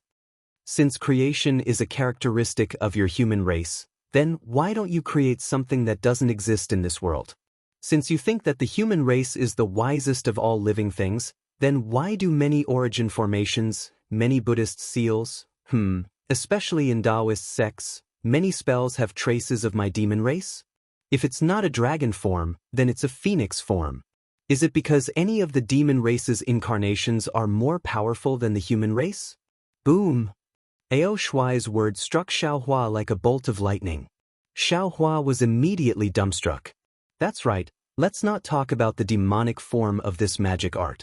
Just talking about the true bloodline of the Dawn Rain continent. Isn't it because the cultivator's essence blood contains the bloodline of spirit beasts that they can advance by leaps and bounds during cultivation and greatly increase their power? If the human race is the wisest of all living things, why would they need to rely on the blood of spirit beasts?"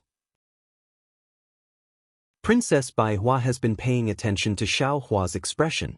At this time, seeing Xiaohua in a daze, she hurriedly refuted.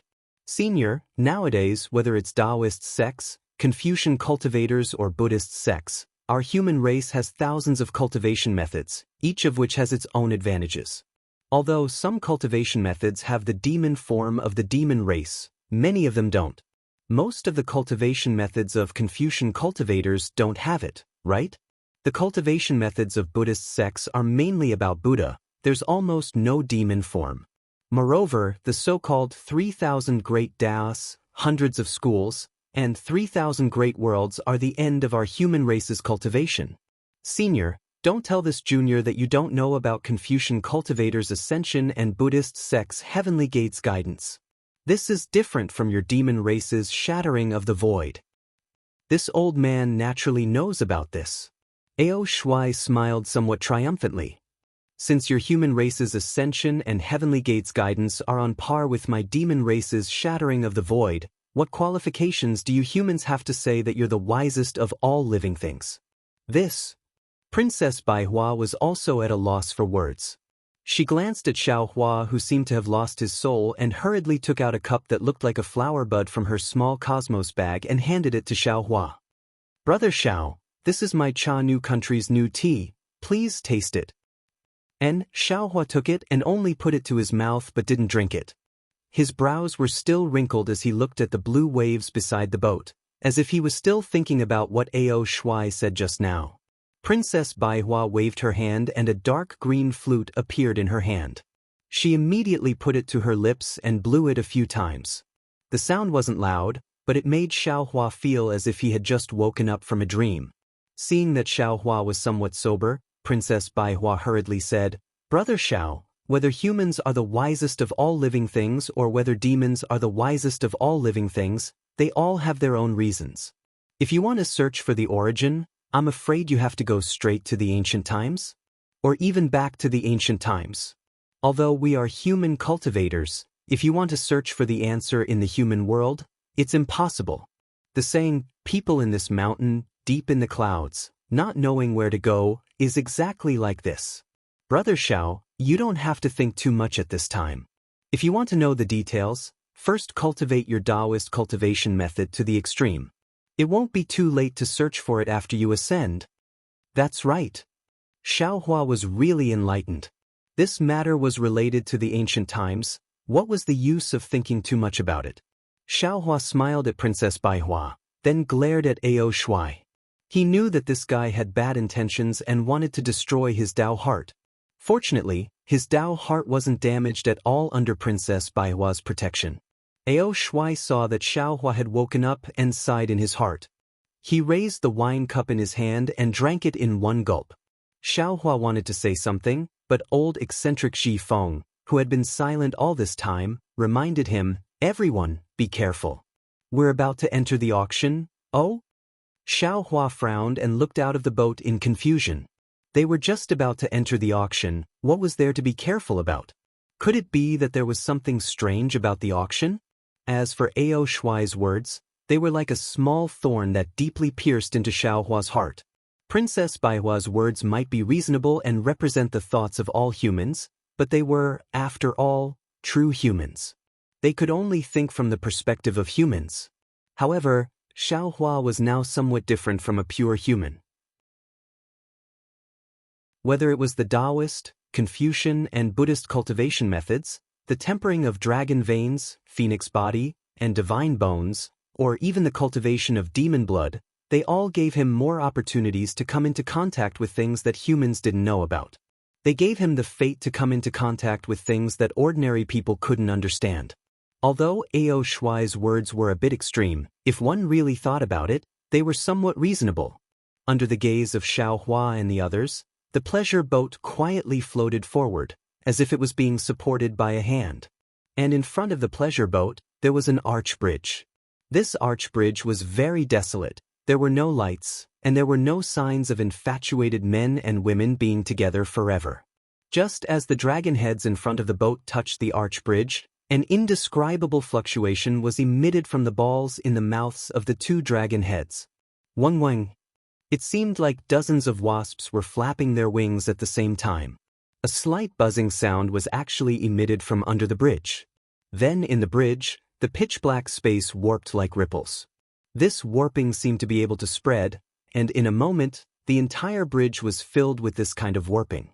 Following this kind of warping, the boat began to shake violently, and the deck of the boat made popping sounds, as if the entire boat was about to be torn apart. However, the light gauze that was fluttering in the wind just now emitted a faint brilliance, and in this shaking, it didn't move in the slightest. Xiaohua and the others naturally didn't care about this kind of shaking, but when Xiaohua's divine sense swept over this distortion, a trace of astonishment flashed across his face. But it was very simple. The fluctuation emitted by this kind of distortion was the fluctuation of an ordinary transmission array, just that it was somewhat different from the transmission array of Xiaoyu continent. Sure enough, after the several zhang long boat completely entered the less than 2 zhang long arched bridge, a gray brilliance flashed, and the boat disappeared. The entire arch bridge was still that arch bridge, and the flowing water was still that flowing water. There was no change at all. Transmission array? How is this possible? Xiaohua was very astonished. Previously, in Zhai Xinglu's Bright Moon Palace, didn't Fujiwen say, "No." Even Xiao Yi also said that this hidden immortal continent doesn't have a transmission array, and one can only rely on flying to go anywhere. How could a transmission array appear here? Chapter 3307. Xiaohua was flabbergasted, but he didn't show it on his face. He just watched quietly. But at this moment, Xiaohua and the others' eyes were different. After the gray light flashed, there was actually a huge space. There was still a river in this space, but the river was already dozens of zhang long. The pleasure boat seemed small in this river, and the water in the river was also turbulent, causing the pleasure boat to be a little bumpy. Xiaohua turned his head to take a look. Behind the pleasure boat, there was also a huge cave entrance. The mountain was rugged, and there was a huge stalactite hanging there, blocking the entrance of the cave. The river water flowed under the stalactite, and it seemed that they could only enter this cave through the teleportation array. And the boats that came in from outside the cave would be blocked by the stalactite. Where is this? Xiaohua glanced at it and naturally released his divine sense. However, when his divine sense swept through the cave, Xiaohua was shocked to discover that this cave was actually able to isolate his divine sense. Moreover, when his divine sense landed on the walls of the cave, there were signs of corrosion. Xiaohua narrowed his eyes and thought to himself, interesting. I wonder if I'll have to use this transmission array when I leave. Withdrawing his divine sense, Xiaohua looked at the other side of the cave. The entire cave was like the belly of a huge fish. Above Xiaohua and the others, there were rows of protruding rocks at the top of the cave. A grayish-white mountain ridge about 1 zhang long passed through the middle of these rocks and disappeared at the end of the pleasure boat along the river. And at the end of the river, there was a cave that was dozens of zhang long. It was pitch black inside, and there wasn't any light. Only the faint sound of water falling into the river could be heard. Hearing the sound of water falling into the river, Xiaohua understood that when the river reached the cave, it would definitely turn into a waterfall. If there was no accident, there should be a huge abyss inside the cave. However, Xiaohua's gaze fell on old monster Zhifeng's face. This rat spirit appeared to be very calm. When he saw Xiaohua looking at him, he actually grinned. Kiki, since he wasn't even afraid of a rat spirit that was at the 4th level of elemental energy, Xiaohua naturally wouldn't care about the abyss. He didn't believe that the pleasure boat beneath him was just a pleasure boat. On the contrary, Princess Baihua Xne, who had just joined forces with Xiaohua against a common enemy, poured Xiaohua a cup of Jianghu Kingdom's new tea. Her pair of eyes very curiously looked at this very strange cave. Her gaze moved from here to there. After looking once, she actually stood up from her chair and walked to Xiaohua's side. She whispered, "Brother Xiao, this place has a hint of gloom. It's better for this servant to walk together with Brother Xiao." Xiaohua held the petal-like teacup in his hand. The dark green tea in the teacup exuded a faint fragrance. He placed the teacup in his mouth and took a sip.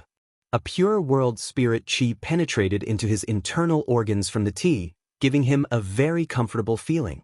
Hearing Princess Baihua's whisper, he couldn't help but smile. "Fellow Immortal Xen, why did you come to this auction? Who invited you here? Who are you supposed to be with?"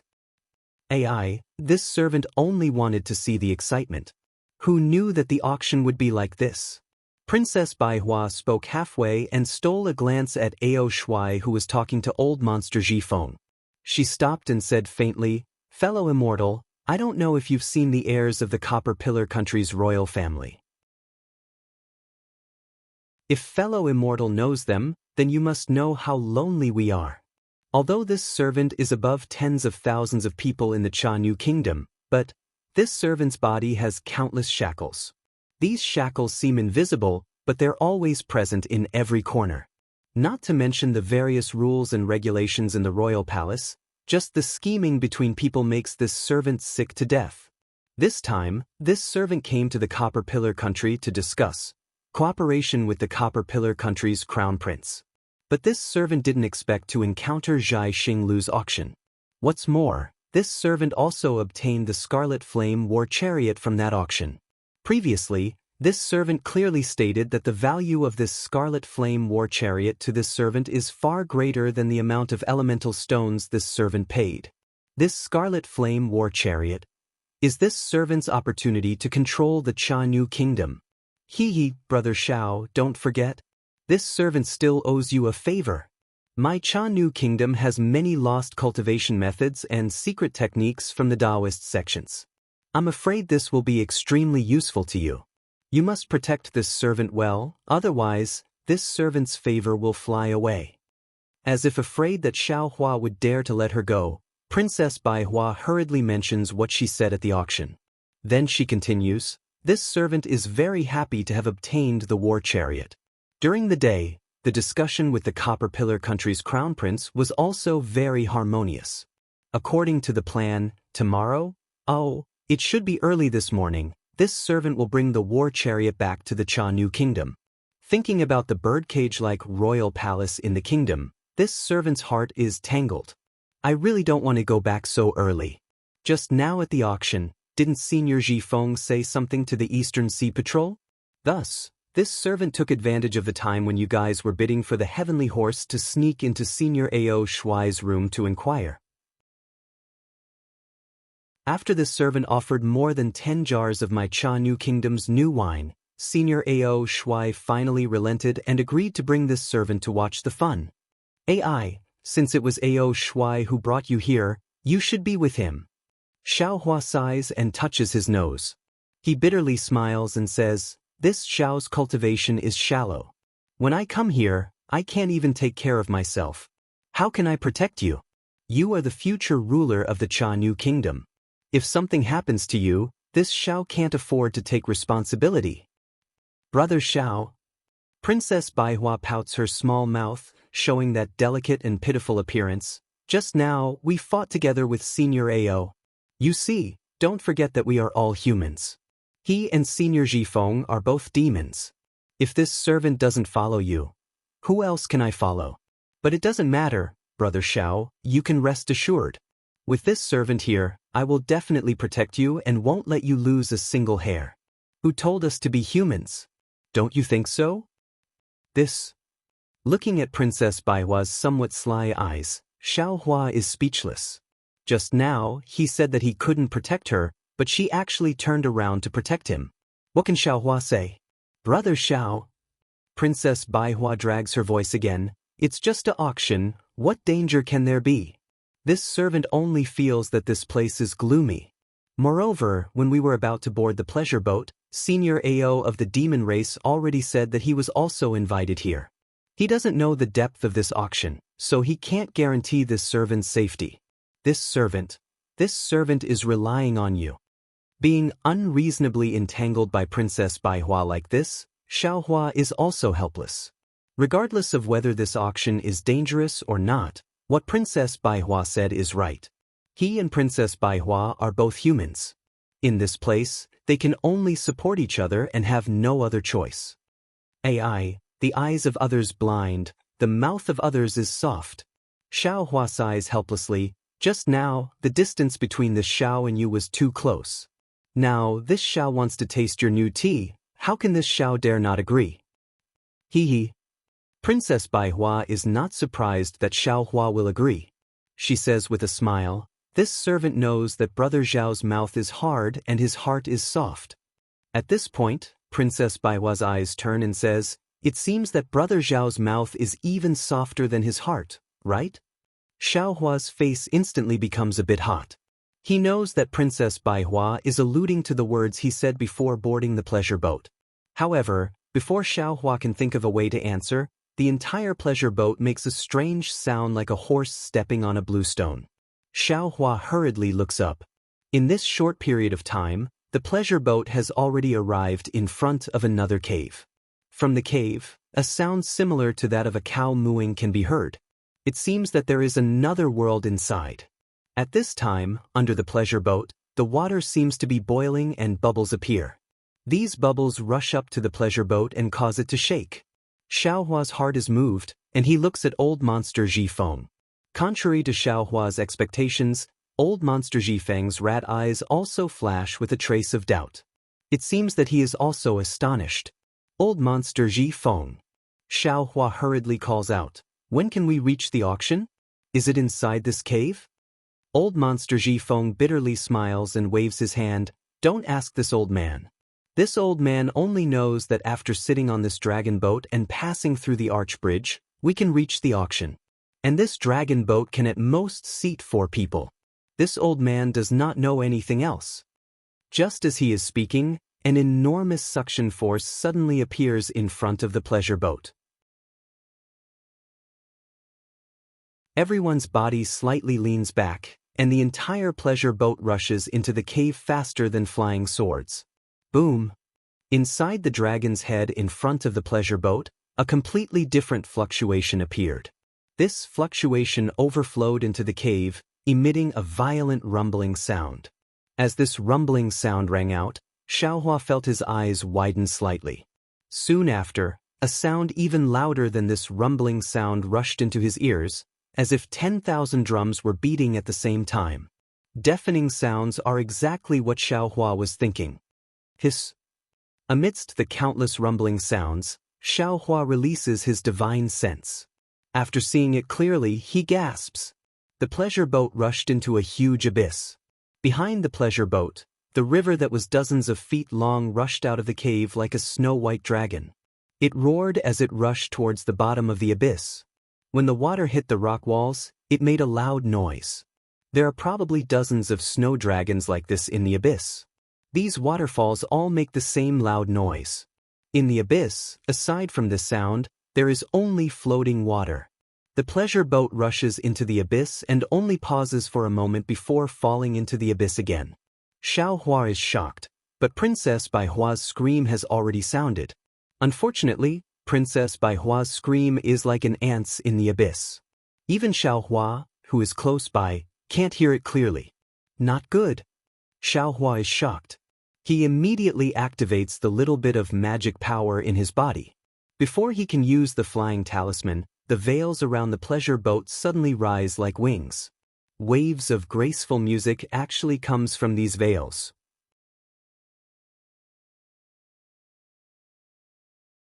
Chapter 3308. Roar, roar. With two clear roars, the two dragon figures in front of the pleasure boat rushed out along with the music. After winding in the air for a moment, they immediately pulled the pleasure boat, and the pleasure boat abruptly stopped in midair. Then, the two dragon figures flashed with a green brilliance. As the brilliance became more and more intense, the dragon figures roared again and rushed toward the stone wall. Woo-woo! With two collision sounds, the dragon figures rushed into the stone wall, and immediately, thousands of light shadows sprayed out from the stone wall. As soon as the light shadows fell on the dragon figures immediately turned into green stalks like a horned dragon. Moreover, these light shadows followed the green stalks to cover the pleasure boat, and in a moment, the entire pleasure boat was wrapped up. The moment the light shadows were sealed, the thunderous sounds in the entire abyss immediately disappeared. Moreover, through the light shadows, the entire abyss also changed. At this time, the pleasure boat of Xiaohua and the others had already transformed into a small pavilion. On the pavilion, the number 9 flashed with a faint brilliance. The pavilion was surrounded by vines, and the mist that filled the sky was like a hand brushing these slender vines. In the entire abyss, in addition to Xiaohua's pavilion, there were 8 other pavilions of different styles. These pavilions emitted different brilliances, and Xiaohua and the others couldn't see the situation inside clearly. However, outside the pavilions, the numbers 1, 2 were indeed very clear. Looking at the center of the 9 pavilions, which was the center of the abyss, there was a hill-like drum. On this drum, 2 old men were casually sitting. One of them was holding a fist-sized wine jug, and between the two of them was a floating chessboard. The two of them were drinking wine while playing chess, as if they didn't see the surrounding pavilions. Just as Xiaohua and the others' pavilions appeared, 9 different brilliances of different colors flew out from the 2 old men's bodies, respectively landing on the 9 pavilions. Then, these 9 brilliances slowly expanded until they covered the entire abyss. This brilliance just happened to be like the ground, isolating the entire space from the abyss. Pa! With a crisp sound, a white chess piece that was as translucent as jade landed on the chessboard. The old man who was holding the white chess piece stood up and laughed heartily. "Old Ghost Qingyu, you've lost this game. If you want to make a comeback, you'll have to wait until next time." At this moment, Xiaohua suddenly discovered that he could see the chessboard very clearly, as well as the black and white flags on the chessboard. Motherfucker, is there a mistake? Since when did you have chess pieces here? Why didn't I see him just now? Before the white-haired old man could completely stand up, the old man holding the black piece shouted angrily. His finger was pointing at a white piece on the chessboard. "Ha, if you lose, then you lose. You even learned how to renege. Your chess style is becoming more and more like your character." The white-haired old man waved his hand, and the chessboard turned into fragments and disappeared. "I don't have any moral character to begin with." The old man named Qingyu muttered a few words, raised his eyes to look around, and then somewhat unhappily called out, "Old Devil Qin, why did only 9 families come this time? Your auction is getting more and more desolate. Hee hee. The old man with the surname Qin rubbed his hands in embarrassment. Today is the Hungry Ghost Festival. Many cultivators don't have time to spare. Moreover, there's an auction at Star Plucking Tower today. That's why there aren't many people here. Forget it, there's not much time left. Let's hurry up and get started. I'm waiting to go back. The old man named Qin Yu waved his hand and urged. All right, I'll call the boy over right now. The old man with the surname Qin extended his hand and took out a copper bell the size of a fist from his wide sleeve. As it shook slightly, a handsome young man walked out from the stone wall and bowed in front of the old man. This humble one is Yan Sheng. Greetings, esteemed master. The old man with the surname Qin put the copper bell into his sleeve and raised his head. His slightly blurry eyes swept across the 9 pavilions. Xiao Hua naturally saw the old man's gaze as well. Although they were separated by a great distance, Xiao Hua felt that the old man's gaze could penetrate his body and see through him. As for Xiao Hua himself, although he released his divine sense, he could only vaguely sense the old man's restrained aura. He couldn't truly grasp the old man's strength. Good heavens, I finally met an expert. Xiao Hua was somewhat speechless. He knew that this old man was at least at the late nascent soul stage and was definitely not someone he could deal with. After the old man with the surname Qin finished looking through the 9 pavilions, he leisurely said, This old man's surname is Qin and my title is Master 9 Firmaments. I've invited all of you here today because I have a few items to bid on. Of course, some of you already know what these items are, so I don't want to say too much. Everyone will see in a moment. As for the rules of the auction, I won't say too much either. In a moment, the boy under me will explain in detail. In short, I thank all of you for coming tonight. All of you who are able to participate in tonight's auction will receive a token from this old man after the auction is over. If any of you have any problems in the future, you can use the token and the contact information in the token to contact this old man. This old man will do his best to help you. With that, Master 9 Firmaments waved his sleeve and a few wisps of mist rushed out from the bulging area. When the mist dissipated, the old man named Qin Yu also disappeared.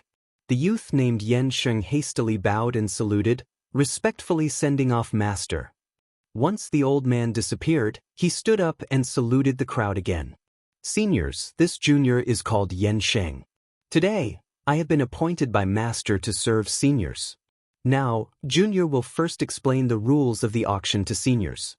The rules of this auction are slightly different from those of the Copper Pillar State's Star Plucking Pavilion. Aside from the 3 precious items that Master has already informed us of, if there are any other items that seniors wish to bid on, you can name them. If Master has them, he will definitely bid on them. Furthermore, if Master doesn't have them, other seniors can also take them out to bid. However, Junior can also bid on the items that seniors have taken out.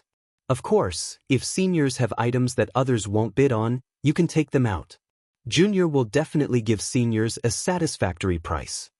It was unknown whether it was because everyone was reserved or because they were afraid of Master 9 Firmaments, but no one spoke from the 9 pavilions. Xiao Hua listened to these rules thoughtfully and narrowed his eyes as he looked at old monster Jifeng. Ever since he entered this space, he had been communicating with Ao Shuai. It was unknown what they were discussing. However, seeing that the two were somewhat absent-minded and looking outside the pavilion, Xiao Hua didn't feel that they were scheming against him. Brother Xiao, have you heard of this Master 9 Firmaments? Princess Bai Hua was currently sitting on a stone bench next to Xiao Hua. She propped her arm on the stone table and propped up her cheek. She curiously looked at the 2 old men who had disappeared and whispered, their cultivation seemed to be very powerful. Fellow Taoist exit Xiao Hua said unhappily, you are the princess of a country. If even you don't know about it, how could this Xiao know? Princess Bai Hua stuck out her tongue and said mischievously, this servant only concentrates on cultivation. These things are usually reported by the servants. Hee hee, let's hear what the 3 treasures Master 9 Firmaments prepared. Xiao Hua nodded. If they are suitable, you can also bid for some. Don't. Princess Bai Hua hurriedly waved her hand. This servant has already spent all my primeval stones when bidding for the Scarlet Flame War Chariot. Coming to this auction is really to broaden my horizons. Hee hee. Xiaohua didn't believe that a princess of a country didn't have any primeval stones. He only smiled and didn't say anything else. Yan Sheng stood in the center of the 9 pavilions and waved his hand. The stone wall he came from flashed with a green light and a stone table flew out. At this time, a tray was placed on top of the table. On the tray were several jade eyes. Seniors, these are jade eyes. Although Yan Sheng was very calm, his words still revealed a trace of awkwardness. Fortunately, this auction was different from the auction at Star Plucking Tower. No one mocked him and no one disturbed him, allowing him to continue speaking. What is recorded inside is the method to make the Thunderbolt battleship, and, unfortunately, although everyone tried their best to maintain their calm, Yan Sheng's words were too shocking. Some people who didn't hear the information cried out, including Princess Baihua. What? These jade eyes contain the method to make the Thunderbolt battleship? Princess Baihua almost jumped up from the stone stool. Her previous reserved demeanor was nowhere to be seen. Along with Princess Baihua, the other cultivators in the pavilions were also surprised. They all began to ask Yan Sheng at once. At this time, old monster Zhifeng's rat eyes revealed a trace of pride.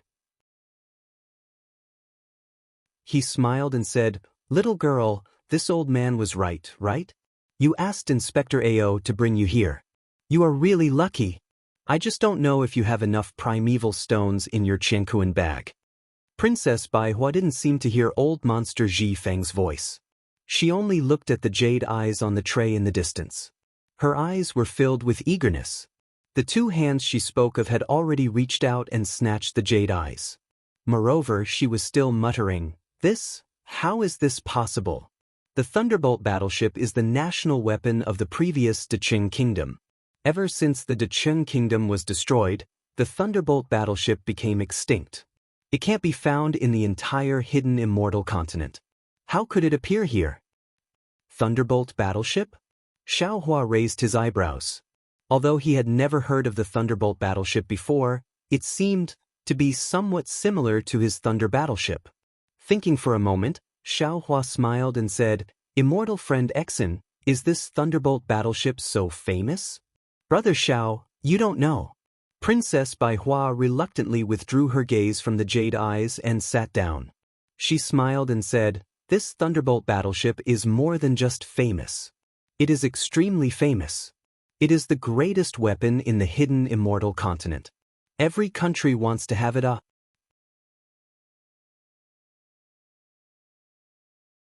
Chapter 3309. When Xiaohua heard this, he laughed. "Sounds really powerful. It's beyond my expectations." Princess Baihua sighed and explained, "This Thunderbolt battleship is the Jin Province Deshang Kingdom's siege weapon. Thousands of years ago, the Deshang Kingdom used this to conquer countless small countries. If not for the sudden death of the Deshang Kingdom's king, they would have conquered the entire Jin Province. Unfortunately, after the sudden death of the Deshang Kingdom's king, the entire kingdom was like a group of dragons without a leader. As the saying goes, when the tree falls, the monkeys scatter. In one night, the kingdom actually split into more than 10 countries. However, none of the kings of these countries actually knew how to make the Thunderbolt battleship. When all of their Thunderbolt battleships were used up, the hidden Immortal continent never saw another Thunderbolt battleship again." "Oh," Xiaohua nodded slightly and asked again, "Between the Thunderbolt battleship and the Scarlet Flame War Chariot, which one is stronger?" Princess Baihua smiled bitterly. I'm afraid there's nothing to compare them. They have different uses. The Scarlet Flame War Chariot is an imitation of the Scarlet Emperor War Chariot. The Scarlet Emperor War Chariot is suitable for a commander. It's not suitable for group attacks. If ordinary soldiers could also stand on the war chariot, how could it be called the Scarlet Emperor War Chariot? The Thunderbolt battleship is used by ordinary soldiers. It can carry thousands of people. It's said that a Thunderbolt battleship can be hundreds or even thousands of feet long. On the battlefield, a Thunderbolt battleship can destroy a country's capital. What's more, This Thunderbolt battleship also has a battle formation. 3 in a group, 9 in a group. When they form a battle formation, they're practically invincible. At this point, Princess Baihua narrowed her eyes and stared at Xiao Hua as if she was thinking of something. However, when her gaze met Xiao Hua's puzzled gaze, she immediately looked away and a trace of shyness appeared on her face. When Princess Baihua was explaining to Xiao Hua, Yan Sheng's face was also red. He stuttered as he answered the questions of the people around him. This is something Master obtained from outside. This one can naturally guarantee that the Jedi records are complete. Not only does it have the method to make the Thunderbolt battleship, it also has the battle formation diagrams of these Thunderbolt battleships. If any senior wants to bid, you can pay the primeval stones first, then look at it yourself.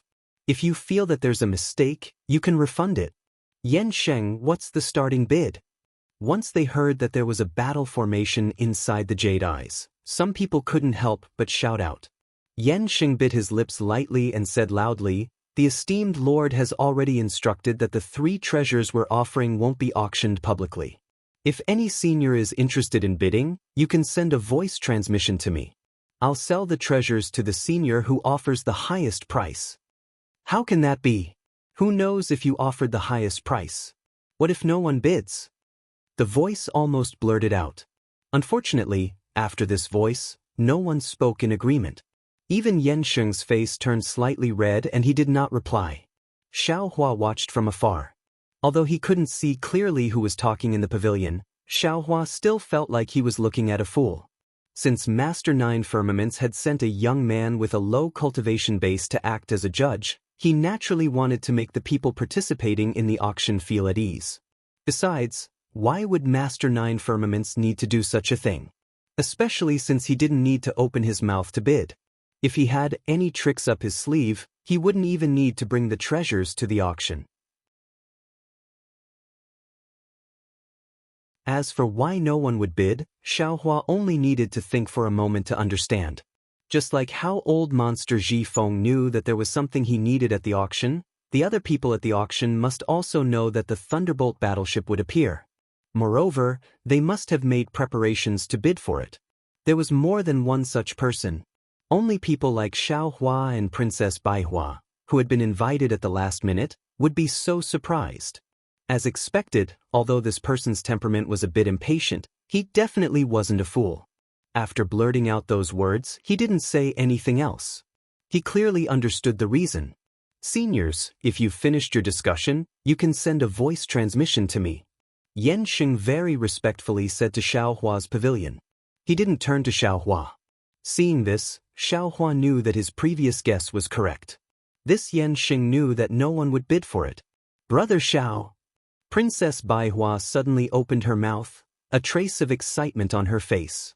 Her already perky chest heaved slightly. "You? How many more primeval stones do you have in your Jianghu pouch? Can you lend me a hand?" Xiao Hua was a bit hesitant. He looked at Princess Baihua's eyes and didn't know how to answer.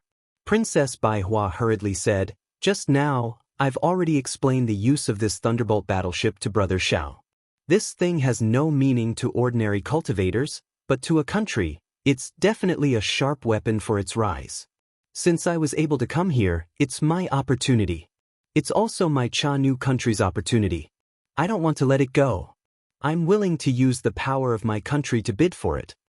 Fellow Immortal Xiao Hua rubbed his nose and bitterly smiled. "Do you think the primeval stones in my pouch can compare to the power of your Jianghu country?" Sigh. This sentence poked at Princess Baihua's worries. She immediately became dispirited and sat down weakly on the stone bench. "I'm a bit regretful.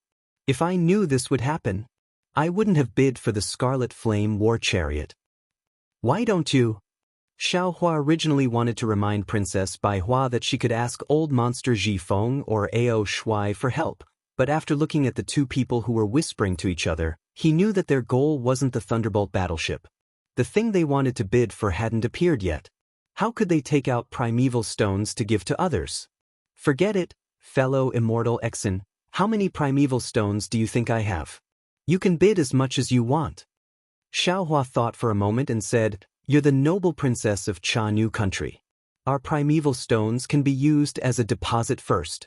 Or you can leave your scarlet flame war chariot and other things. When we return to Jianghu country, you can bring back the rest of the primeval stones." Princess Baihua slightly bit her lips. She raised her eyes to look at Xiaohua and then looked into the distance. Clearly, she had considered Xiaohua's plan before.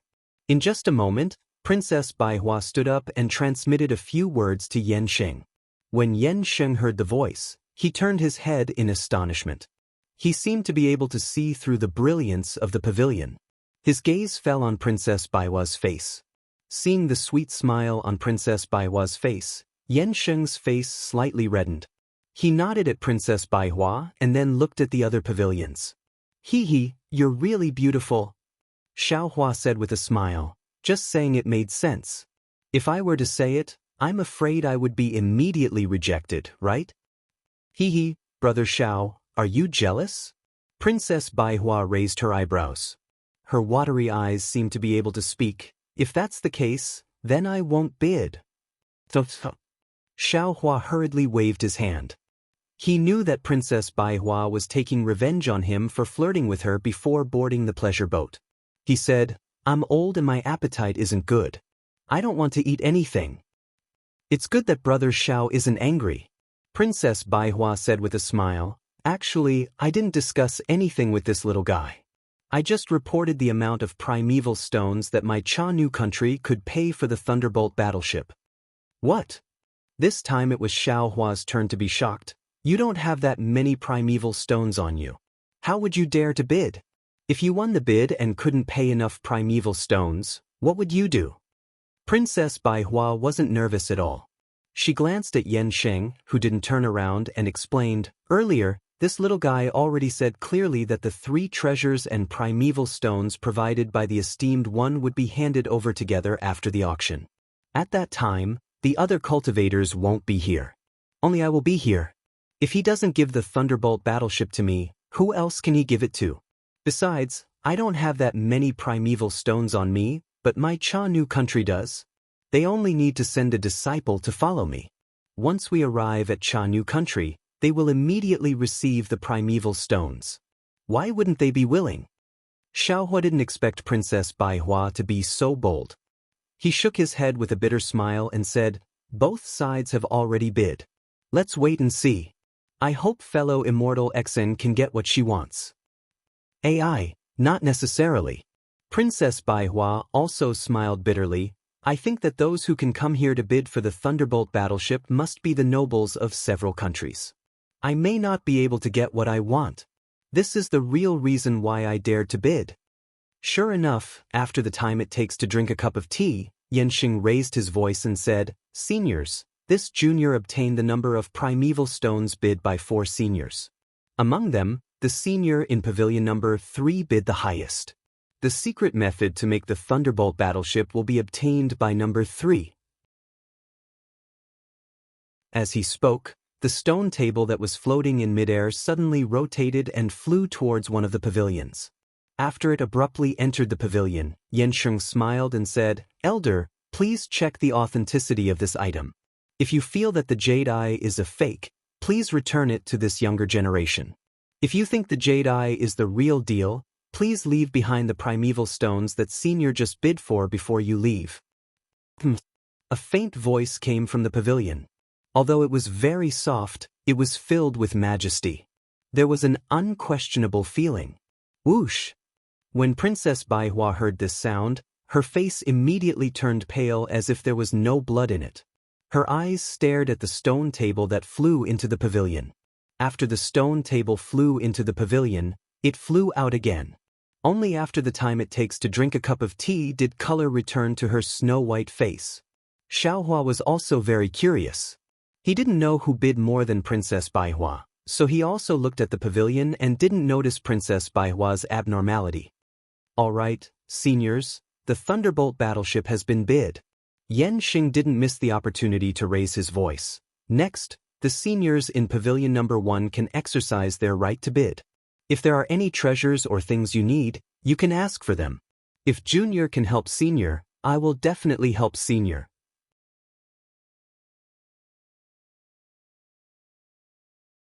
Chapter 3310. Okay. Not waiting for Yensheng's voice to land, a voice from the number 1 pavilion facing Xiaohua shouted, "This old man has a set of wooden ox horse refining techniques. Whoever is interested can bid." Wooden ox horse?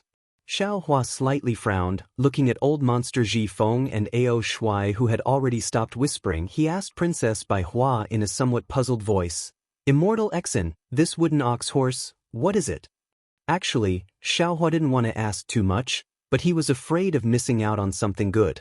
Obviously, Princess Bai Hua was also somewhat absent-minded. She didn't care about Xiaohua's ignorance, and casually said, "Wooden ox horse was originally a Mahist mechanism technique, used to make some oxen and horses to transport food. Later on, after some development, it could make wooden puppets to transport food, and even make puppets to fight. This number 1 pavilion seemed to have bid for the Thunderbolt battleship before. I'm afraid he was also the ruler of a country. This wooden ox horse should be of a higher level. It can be used to make puppets." Of course, he definitely wouldn't take out the highest level puppets to bid. "Oh, so it's a puppet technique." Xiaohua immediately understood, then sighed. "My Dao Sec's puppet technique might be used to make a puppet to serve people, but in the hands of a Confucian cultivator, it can actually be used to fight. Although this wooden ox horse only has puppets, it's still useful for a small country." Sure enough, as soon as Xiaohua finished talking to himself, someone immediately started bidding, and there were actually 2 people bidding. Since there were 2 people, this bidding became interesting. The 2 sides kept increasing the price. No one was willing to give way, until finally, Yensheng could only open his mouth and say, "2 seniors, this junior has already explained the rules. The bidding can't be too long. This is the last bidding. The 2 seniors can each give the price to this senior. If possible, you can hand over the primeval stones now." Okay. Seeing that they couldn't take advantage of the situation, the 2 bidding cultivators agreed, and transmitted their voices to the cultivators in the number 1 pavilion. Immediately, several jade eyes flew out of the number 1 pavilion. From the other pavilion, a Chenkuan bag flew out. The second bidding was over. Immediately after, another cultivator coughed and said, "This old man wants the formation diagram of the 9 heavens raging fire formation. Does anyone have it?" Unfortunately, this cultivator's luck was rather bad. He repeated it 3 times in a row, but no one responded. It seemed that it wasn't that no one had this array diagram, but that no one was willing to take it out to bid. "Senior in pavilion number 2, you may begin," Yensheng said respectfully to the person in the other pavilion. "This old man has a young profound cry beast and a secret technique to refine soul-splitting technique. If any of you are interested, you can send a message to this old man." A sharp voice said from the second pavilion, "See, a secret technique to refine the soul clone." When Xiaohua heard this, he couldn't help but become interested. However, he didn't know if this refined avatar was the same as his split avatar. After thinking for a moment, he asked Old Monster Ji Feng, "Old Monster Ji Feng, what is this profound cry beast? Why does it sound so unfamiliar to me?" The profound cry beast is a unique demon of the 1,000 Demons Sacred Realms Copper Demon Ridge. Old Monster Ji Feng looked at Xiaohua and explained, "Although this Copper Demon Ridge isn't the deepest part of the 1,000 Demons Sacred Realm, it is still a bit far from the North Sea. Very few of you humans can reach it. Therefore, it is normal that you have never heard of the profound cry beast. This profound cry beast has rough skin and thick flesh since young.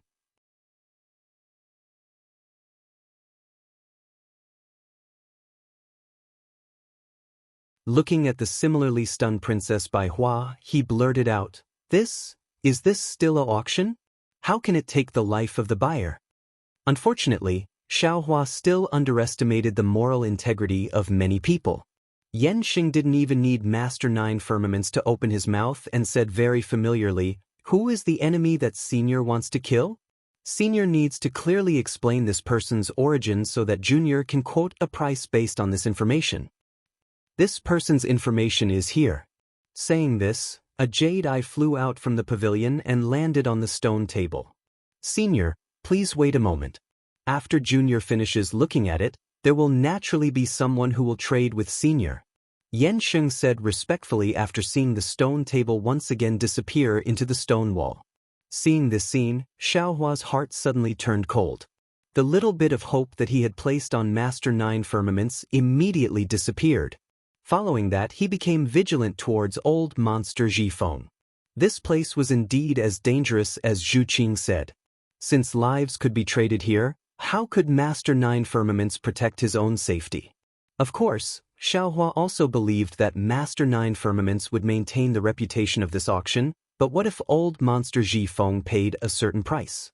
However, thinking of the price, Xiaohua smiled again.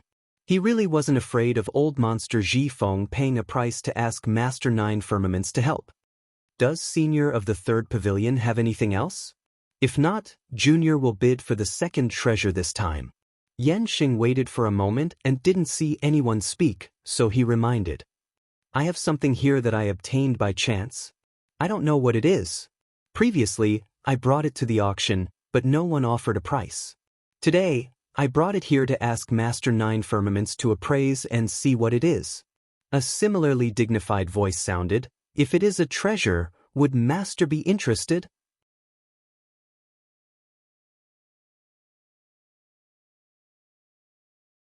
Chapter 33:11. Senior, please take that item out. Yansheng's tone was still respectful. That person was a little troubled. This item is rather special. It's so slippery that it can't be sensed. It's not easy for me to control it. Little friend, please come to the pavilion and take it. All right. Yansheng heard and was about to walk along the light under his feet. However, that person's voice rang out again. Little friend Yansheng, if you don't have a special container, this item can't be held by hand. It doesn't have a specific shape. Little friend, please take a special container from the esteemed Lord first. Oh! Yansheng was stunned. He asked curiously, Senior, how did you take it? Can't you just give it to this Junior together with the container? That person seemed to have come to a realization. Almost everyone could see that person holding his forehead with one hand. Almost everyone laughed. The only one who didn't laugh was Xiaohua. Previously, when Xiaohua heard that this item was slippery and couldn't be sensed with his origin sense, his heart was moved. Why did this item sound like exquisite gold? Even if it wasn't exquisite gold, it probably wasn't an item of the 5 elements. Xiaohua couldn't help but be interested. When he heard that this item didn't have a shape, his heart skipped a beat. His eyes were filled with eagerness. He turned a blind eye to that person's embarrassment of not having much common sense. If that's the case, then there's no need for little friend to come over. That person came to a realization and immediately flew out a small green gourd from the third pavilion. Like before, it landed on the stone table and disappeared into the stone wall along with the stone table. It was only for a moment. However, in this moment, Xiaohua was like an ant on a hot pan. He was anxious and uncertain. He was afraid that Yansheng's words would kill his hopes of bidding for this item. Princess Baihua was also somewhat absent-minded. It seemed that after she heard that voice, she had been restless. Therefore, she didn't notice Xiaohua's abnormal state. After a moment, on the stone wall that Xiaohua was staring at, a light flashed and the stone table appeared. The small green gourd was still on top of it. Xiaohua couldn't help but sigh in relief. Yansheng raised his voice and said, Senior, the esteemed one has already taken a look at it. This item is a material that the Taoist sect uses to refine equipment. As for what it is, even the esteemed one isn't sure. However, he was certain that this item was not within the 5 elements, so it would not be easy to refine this so-called magic tool. However, if he could successfully refine it, then it would definitely be an extremely amazing magic tool. I'm very sorry, but this item is of no use to Venerable Master. Senior, please ask if there are any Tao sect cultivators in the auction house. Alas, I understand. That person was also a little disappointed, as if casting pearls before swine. After all, Master Nine Heavens had said it very well. This thing was really rare. But it was precisely because it was so rare that no one in the hidden immortal continent could use it. Motherfucker, Say something. When Xiaohua saw the small green jade gourd flying towards the third pavilion, he almost stretched out a hand from his throat.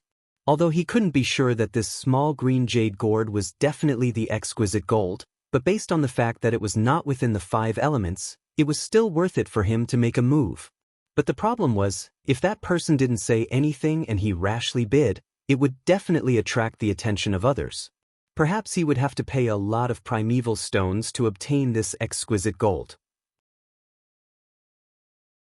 And Xiaohua's current problem was that he didn't have too many top-grade primeval stones in his space. It was very clear that that person didn't know that Xiaohua was fervently wanting it.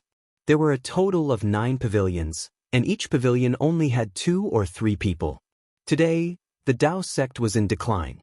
How could there be someone among the dozen or so people in this auction who needed this rare item that ordinary Dao sect cultivators couldn't use? That person had already given up. Seeing that the small green jade gourd was about to land in the third pavilion, Xiaohua could only take the initiative to attack. Fellow Immortal, where did you get this small green jade gourd? How many things can it hold? The person in the third pavilion was clearly startled, as if he didn't understand Xiaohua's meaning. This item was obtained by myself. Speaking up to here, that person suddenly came to a realization and said with some embarrassment and anger, I didn't come to bid for this green jade gourd. Why are you asking this? Hee, fellow Immortal, don't be angry. Xiaohua said with a smile, I know you're bidding for that rare item that's not within the 5 elements. But I just happen to need something that can hold liquids, imperial equipment, and I need to hold a lot of them. So I wanted to ask if fellow Immortal could part with it? Of course, if fellow Immortal is willing, I'm willing to pay a high price. Hee, you really have good taste? That person was somewhat proud. Although my green jade gourd can't compare to the pure water bottle that I took from Liao Jianghu in the longevity town, it can still hold half of Liao Jianghu. Ah? In an instant, Xiaohua seemed to have been petrified, almost standing there in a daze. He didn't think that the matter of him revealing the pure water bottle on Liao Jianghu would be known by others so quickly. Then Xiaohua's eyes turned, and he probed, Fellow Immortal, what do you mean? I don't quite understand. Seems like you're really not a Buddhist monk. That person wasn't as reckless as Xiaohua had imagined. He actually opened his mouth and said, This matter has spread like wildfire in the Buddhist sections. You actually don't know that a bald donkey who attained the Avalokitesvara Buddha fruit used the clear water bottle to collect the entire Liao River in the longevity town? You're really ignorant and ill-informed. This is the first Buddhist monk to attain Avalokitesvara in the hidden immortal continent. Right now, who knows how many good men and women who were deceived by this monk are heading to the longevity town, and who knows how many monks are heading to the longevity town to worship this unprecedented bodhisattva. Cough cough. Yen Sheng lightly coughed twice and said with a smile, 2 seniors, this is an auction, don't mention anything that isn't auctioned. If senior has the heart to part with it, feel free to send a voice transmission to this senior from pavilion number 9. Hee, many thanks for little friend's reminder, I understand. Everyone, please wait a moment. That person laughed and immediately sent a voice transmission, This immortal friend, let's not beat around the bush, although I'm not a Confucian cultivator, the cunning in my stomach is not any less than you humans. You also don't play this kind of trick of buying the casket and returning the pearl. Say it, how many primeval stones do you want to bid for this item? Motherfucker, these goblins have all become goblins. They actually saw through this Xiao's thoughts. Xiaohua cursed in his heart, but seeing that no one was bidding with him, his heart also calmed down slightly. I don't know what Immortal Friend's bottom line is. Xiaohua didn't hide it, and sent a voice transmission, I'm indeed interested in that thing that isn't in the 5 elements. However, to be honest, it's precisely because I'm embarrassed that I have no choice but to use this method. I hope Immortal Friend can understand. I know, who doesn't want to pay less than 1 primeval stone. That person was rather straightforward, and very quickly reported a number. This number was clearly out of Xiaohua's expectations. He bitterly smiled and sent a voice transmission to that person, Immortal Friend, isn't this too much? Even if this treasure of yours is rare, It's not worth so many primeval stones. This thing might not be worth it, but with this jasper gourd, of course it's worth it. That person chuckled coldly. Without this jasper gourd, how could you take this item away? Sigh, so in this price of yours, the jasper gourd took up half of it. Xiaohua bitterly smiled. Looks like I have no choice but to stretch out my neck and be slaughtered. You think this thing is easy to get?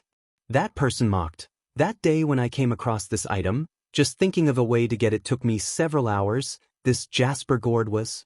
I obtained it with great difficulty, and only then did I manage to get it. Now that you've picked up a bargain, you naturally have to pay more primeval stones. Let's negotiate. Xiaohua obviously couldn't take out that many primeval stones and probed, I don't have that many primeval stones, what else do you need? Are you crazy? That person became angry as soon as he heard, what are you bidding for if you don't have primeval stones? You're wasting my time for no reason. Don't be anxious. Xiaohua was amused. I have a lot of spiritual herbs here, enough to make up for the primeval stones. Spiritual herbs? What kind of spiritual herbs do you have? Upon hearing spiritual herbs, that person's tone changed slightly. Hearing that, Xiaohua knew that he had made the right bet again. This person should also be a demon from the Thousand Demons' sacred realm. Demons didn't know how to grow spiritual herbs, and could only harvest them in the Thousand Demons' sacred realm. With so many demons and spiritual herbs were naturally popular in the eyes of demons. What do you want? This time, it was Xiaohua's turn to take the initiative. Let's not waste time. After you say it, let's quickly settle the deal. Don't make Master Nine Heavens unhappy. All right, hearing Master Nine Heavens' name, that person's heart tightened, and he hurriedly told him the spiritual herbs he wanted and the amount. Xiaohua calculated in his heart, the price was about the same as Zhai Xinglu's, so he didn't lose out. Thus, he transmitted his voice, Fellow Immortal, to tell you the truth, I do have these spiritual herbs, but I want to see if there are better things later, so I can only use half of the spiritual herbs to exchange for that thing of yours. What do you think? Hearing that person was silent for a moment, then transmitted his voice again. To tell you the truth, using half of the spiritual herbs to exchange for this thing is a big bargain for you. I originally didn't intend to trade with you. Furthermore, you definitely have the means to keep this item. That's why you caught my faulty wording just now.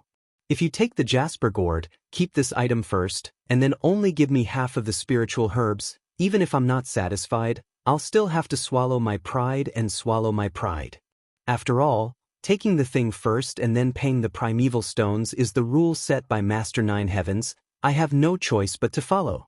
However, seeing that you are indeed honest and said this before the trade, I will reluctantly trade with you. Hee, many thanks, fellow Immortal. Xiaohua smiled, then transmitted his voice again. Actually, fellow Immortal didn't lose out much, this thing. To tell you the truth, it's of little value. I took it and wanted to try out a new refining method. Oh, you know how to refine? Are you a Taoist cultivator? That person's tone revealed a kind of ecstasy.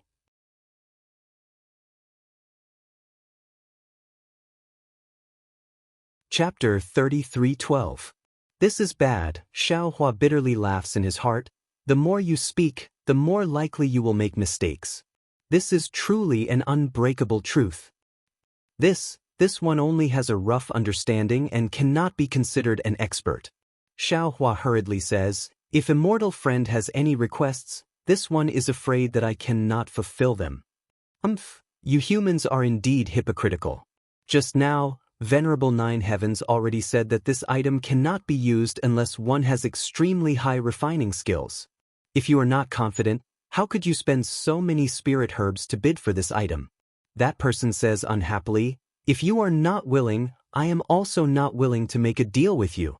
Seeing that the jasper gourd is still outside the third pavilion, Yansheng urges, seniors, have you finished the deal? Xiaohua helplessly sends a voice transmission, all right. But I wonder what Immortal Friend wants this one to refine? This item is rather troublesome.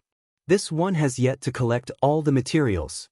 That person does not hide and says, this one will give you an address. 3 years later, you can come here. If this one is able to collect all the materials, I will ask you to refine it. Oh right, what is your name? Don't let this one not find you when the time comes. Dao sex Xiaohua. Xiaohua does not hide and says, all right, you can also take this jasper gourd. Consider it the down payment for this one's request. That person does not say his name. His jade eyes fall on the stone table, and the table immediately flies in front of Xiaohua. Seeing Xiaohua bid, Princess Bai Hua calms down the chaos in her heart and looks at Xiaohua strangely. After Xiaohua receives the jasper gourd, he takes out a small Qinkuan bag and places it on the stone table. Only then does she say in a low voice, Brother Xiao, why are you bidding for this strange item? This time, Xiaohua does not say anything about refining anymore. He says with a smile, there are not many things from the Dao sect in this auction. It is not easy to meet one, how can I not bid? Princess Bai Hua only glances at Xiaohua and does not ask any more. It seems like she does not believe what Xiaohua said too much. All right, seniors, let's start bidding for the second treasure of this auction. When Yansheng saw the stone table fly into the third pavilion, he immediately said, this item is one of the 10 great imperial equipment. I won't introduce it any further. Seniors, please bid for it. Although Yansheng didn't mention the name of the 10 great imperial artifacts, Xiaohua already realized that Venerable Nine Heavens had arranged 9 pavilions. The first 3 pavilions were for the first treasure, the middle 3 pavilions were for the second treasure, and the last 3 pavilions were for the third treasure.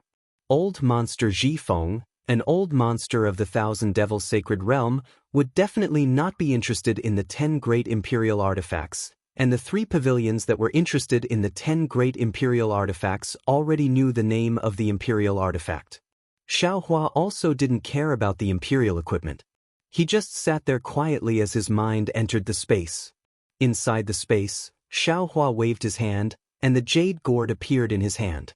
Then, he flicked his hand and sure enough, another exquisite gold flew out from the jade gourd, like a cloud floating in front of Xiaohua.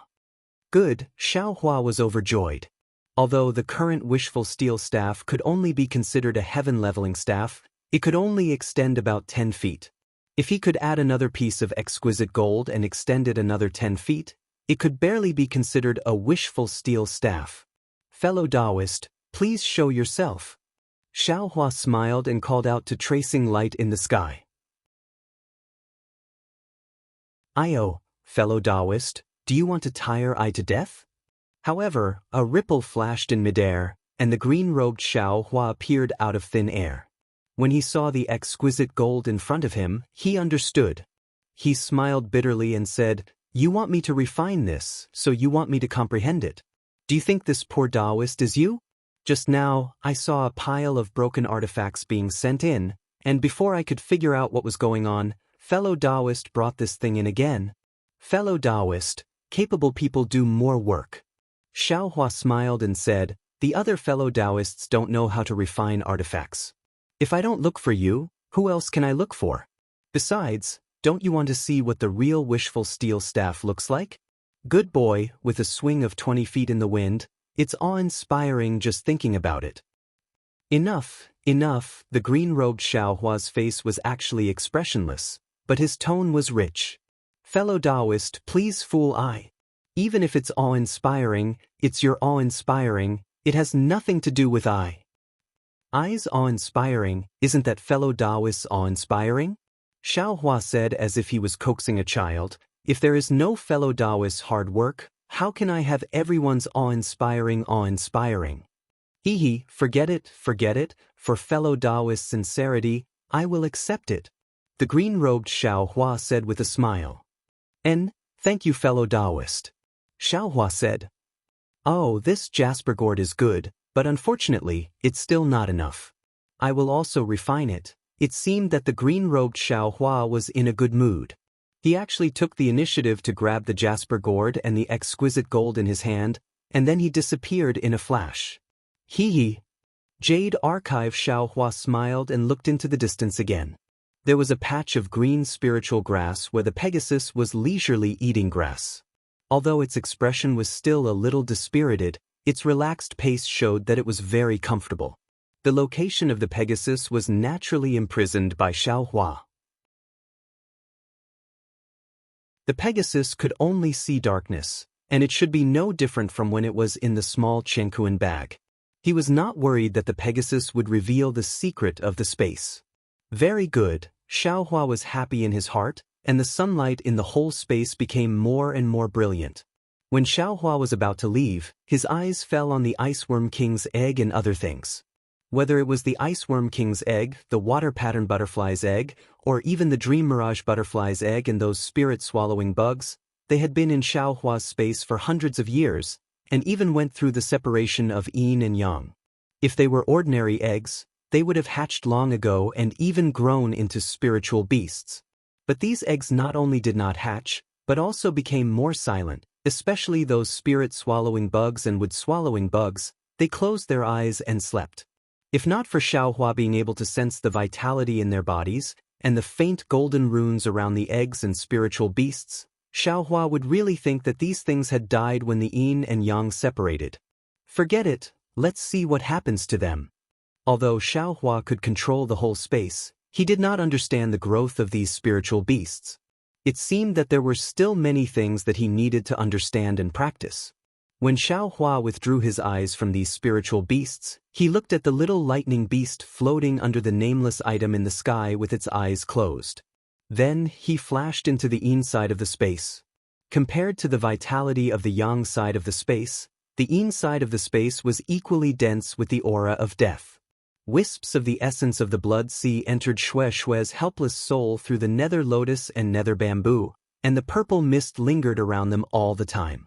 The stone statue of Zhang Xiaohua that accompanied Shue's soul was also flashing with blood-red light and black mist. The originally ordinary appearance of Zhang Xiaohua had now become somewhat majestic. Countless blood-red lights penetrated into the stone statue from the nether lotus like gossamer, and countless black threads flashed out from the banner of Qiyu, fusing with the blood-red lights.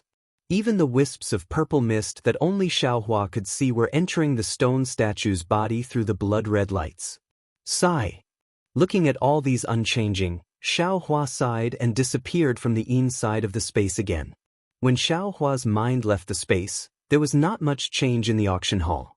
However, on the table floating in the air, there was an additional cloth that was commonly used by Confucian scholars.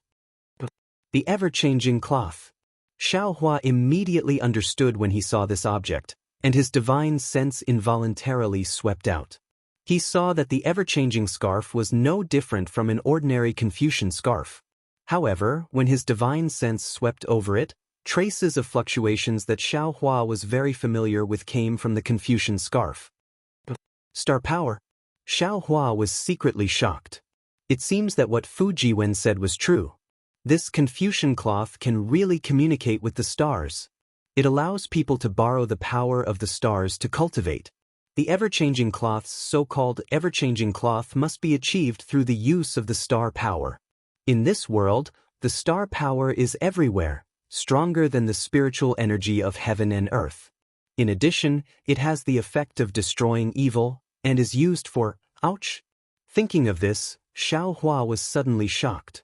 The star power, what is the connection between it and the noble spirit? The scrolls commonly used by Confucian cultivators are all drawn with the noble spirit. This ever-changing scarf allows Confucian cultivators to draw upon the power of the stars to draw scrolls. Therefore, the power of the stars must be related to the noble spirit. What is the connection? In an instant, Xiaohua immediately made up his mind. Without hesitation, he was about to send a message. Unfortunately, he had just said a few words when Yansheng smiled at Xiaohua and said, "Senior, you are too late. Just now, the senior in the 5th pavilion has already bid for this ever-changing cloth. If senior is interested in this imperial equipment, you should negotiate with that senior in private." As Yansheng's voice fell, the stone table flew towards the 5th pavilion and disappeared in a moment. When it flew out, the stone table was already empty. What a pity! Xiaohua inwardly regretted. He heard Yansheng ask the 4th pavilion if they had any requests. Clearly, just as Xiaohua had guessed, number 4, number 5, and number 6 were Confucian cultivators who had been invited by Venerable Master Nine Heavens to bid for the Myriad Transformations handkerchief. Afterward, number 4 and number 5 made requests and took out treasures that Confucian cultivators could use. Not only had Xiaohua never heard of them, but he also didn't have any use for them. Therefore, he only listened and didn't have any intention of bidding. On the contrary, Princess Baihua was very interested in the flying phoenix hairpin taken out by the 4th Confucian cultivator. The Confucian cultivator claimed that this so-called flying phoenix hairpin was an imitation of the imperial equipment of the Immortal Palace's imperial empress. This gimmick immediately attracted the bidding of 3 female cultivators. Princess Baihua had already bid for the Scarlet Flame War Chariot. She also saw Xiaohua bid for the exquisite gold just now, so she was embarrassed and couldn't raise the price. In the end, she returned empty-handed.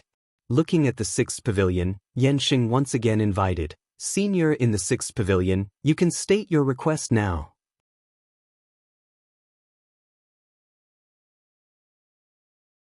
Chapter 33:13. I don't have any requests.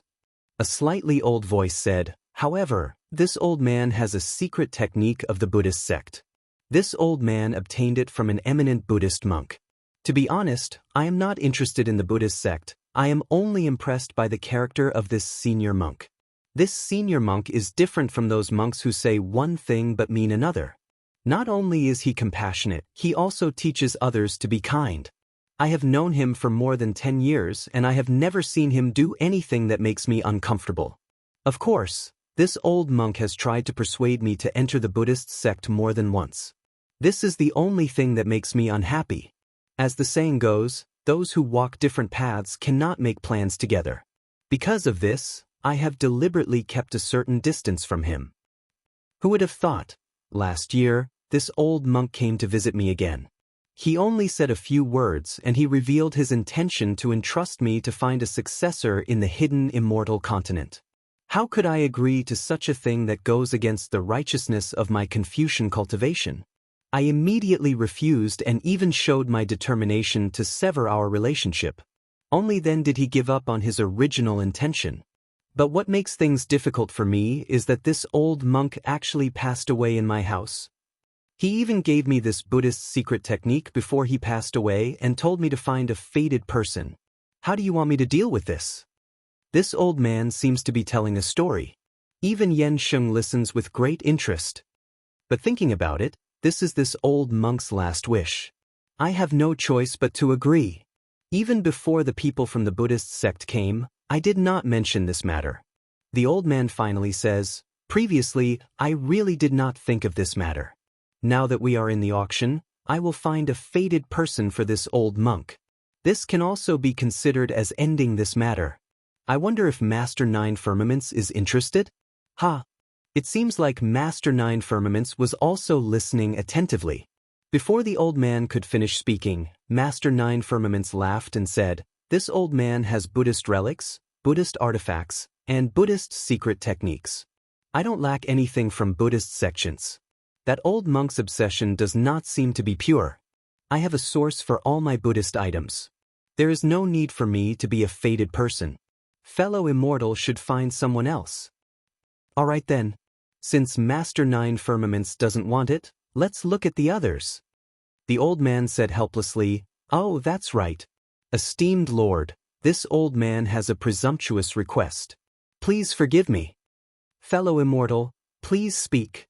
Venerable Nine Firmaments said, "This old man doesn't wish to bid for this Buddhist sect's secret technique via voice transmission. It's better for everyone to bid. Today is the Hungry Ghost Festival. If this old monk's soul is nearby, he will be able to hear me. This old man has a clear conscience." It's already past midnight. Even the ghosts of the Buddhism sect have already returned to the Nirvana world. Why are they wandering here for no reason? Master Nine Firmaments smiled and said, "But since Fellow Immortal doesn't think it's fun, you can bid for this Buddhist secret law." Many thanks, Venerable. The old man thanked Venerable Nine Firmaments and said, "Which immortal friend wants to bid? I would like to ask, what is this secret technique?" A woman's voice sounded. "I don't know." The old man immediately replied, as the saying goes, don't look at indecent things. This old man doesn't like the Buddhism sect and is afraid that this secret technique will dirty my eyes. That's why I have never opened it. The woman heard this and immediately said, okay, I bid 10,000 top-grade primordial stones. As soon as the woman finished speaking, a person from the third pavilion immediately shouted, I bid 50,000 top-grade primordial stones. I bid 60,000. Princess Baihua saw this and snorted with disdain. Umph, another Buddhist sect king. Why do you care? Xiao Hua smiled. Maybe this king is the fated person that the old monk was talking about? Princess Baihua very fiercely asked, why is it that the king is and you and I aren't? Xiao Hua shrugged and said to this somewhat unreasonable beautiful woman, fate is fate, fate is fate, fate is fate, fate is fate is fate. If fate is fate, then fate is also fate. If fate is fate, then fate is also fate. Ha! Princess Baihua smiled like 100 flowers blooming. If Brother Xiao shaved his head, just by this sentence, you can pretend to be a Buddhist sect high monk. Haha, I am a Buddhist sect high monk. Xiao Hua laughed, his eyes flashing with a strange light. Princess Baihua pouted, her dark red lips seemed to be able to tie a little white rabbit. Only a ghost would believe you. As the two were talking, the person who seemed to be the king had already increased the bid to 200,000 top-grade primordial stones, seemingly determined to win. And the woman was obviously not a match for him, she already began to hesitate. I bid 210,000. At this moment, a voice suddenly sounded from the 9th pavilion where Xiao Hua was. Suddenly, everyone's eyes fell on him, although they couldn't see the situation inside. Oh, Inspector! Old Monster Ji Feng was shocked. Why are you bidding for this Buddhism sect secret technique? No problem. Ao Shuai's face was full of confidence. I have a lot of primordial stones and treasures, I won't delay the bidding. 250,000. At the end, Ao Shuai didn't forget to increase the bid. It was as if he was determined to win. But, Brother Ao. Hearing this, old Monster Ji Feng smiled bitterly. This is a Buddhism sect secret technique, what does it have to do with your dragon palace? Why are you bidding for it? Hee, didn't you hear what the Confucian said? This was left behind by a Buddhist sect high monk before he passed away, there must be something fishy about it. Don't worry, my intuition won't be wrong. Ao Shuai said proudly, otherwise, it wouldn't attract two people to bid at once. Besides, my dragon palace has countless treasures, we don't lack these primordial stones. Who knows when a Buddhism sect secret technique will be useful? Okay. The primordial stones were Ao Shuai's, how could others care? Old Monster Ji Feng could only nod helplessly. His only hope was that Ao Shuai had enough primordial stones on him now, so he wouldn't delay the bidding for the last treasure. 350,000. This was Ao Shuai's last bid, and it immediately silenced the person who seemed to be the king.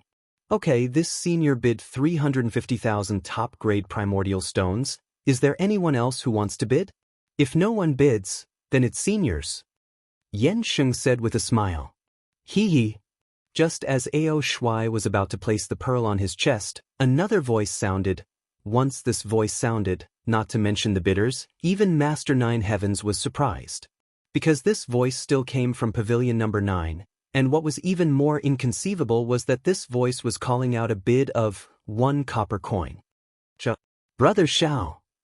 Princess Baihua had never been so surprised before. Looking at Xiao Hua who stood up, she stuttered, You actually bid a copper coin? You're not joking? That's right, this voice was Xiao Hua, and Xiao Hua's face was calm. Senior, you're joking, right? Sure enough, Yan Xing immediately shouted, the senior beside you has already bid 350,000 top-grade primordial stones, how can you bid a copper coin? Don't worry, little friend Yan Sheng. The Confucian scholar who had been silent all this time said calmly, why is this immortal only bidding a copper coin? It's very simple, the Buddhist secret art is only worth a copper coin. Xiao Hua said indifferently, I only want to take a look at the contents. If my Dao sect can cultivate it, then I will definitely cultivate it. If it's not suitable for my Tao sect, then I will immediately destroy this secret technique. Good. Just as everyone was about to understand, the Confucian scholar shouted, "This immortal is indeed the fated one in this old man's heart. This Buddhist secret technique belongs to you, fellow immortal." "Wait a moment." Ao Shuai sneered, "This old man bid so high, why don't you bid for the Buddhist secret art?" "Hee, immortal friend," the Confucian scholar also sneered, "who said you can only bid higher in a bid? This old man's secret art is for the lowest bidder. And to tell you the truth, when the Buddhist sect came to collect the old monk Saraira, this old man didn't return it to them because I didn't want them to obtain it. If this old man wants to be loyal to someone, then I must find the fated one. As for whether we are fated or not, this old man has the final say. This immortal friend, please give this old man a copper coin. This old man has finally settled this matter. This can also be considered a perfect explanation for the old monk." The Confucian scholar seemed to be even more impatient than Xiao Hua. "All right, fellow immortal, please take it." Xiao Hua stretched out his hand and took out a copper coin from his bosom. If he didn't go to the longevity town, how could he have the lowest bid in this world? With a flick of Xiao Hua's finger, the copper coin drew an arc in the air and fell into the sixth pavilion. Immediately after, the stone table also flew in. In a moment, a Buddhist certificate was brought in front of Xiao Hua by the stone table. "Immortal friend, remember your promise. If you can cultivate it, then you must cultivate it." The Confucian scholar didn't forget to remind Xiao Hua. Xiao Hua turned his head and looked at Ao Shuai. His face was ashen from anger. He said with a smile, "This one is the fated one. Naturally, I will do as I promised. If I can't cultivate it, then I will definitely destroy it." "Good." The Confucian scholar answered with a single word and didn't say anything else. "Little bastard, you are going against this old man." Ao Shuai saw Xiao Hua take the certificate and his eyes were almost burning with anger. He shouted fiercely. Xiao Hua smiled faintly, "I have already said it clearly. The lowest bidder will get it. Brother Ao, do you think you can get it?" Ao Shuai said a few times. He didn't know what to say. "What qualifications do you have to call this old man Brother Ao?" "All right, Brother Ao." Xiao Hua had no choice but to reluctantly call out, "Do." Ao Shuai's bloody mouth opened and closed, and he almost jumped up.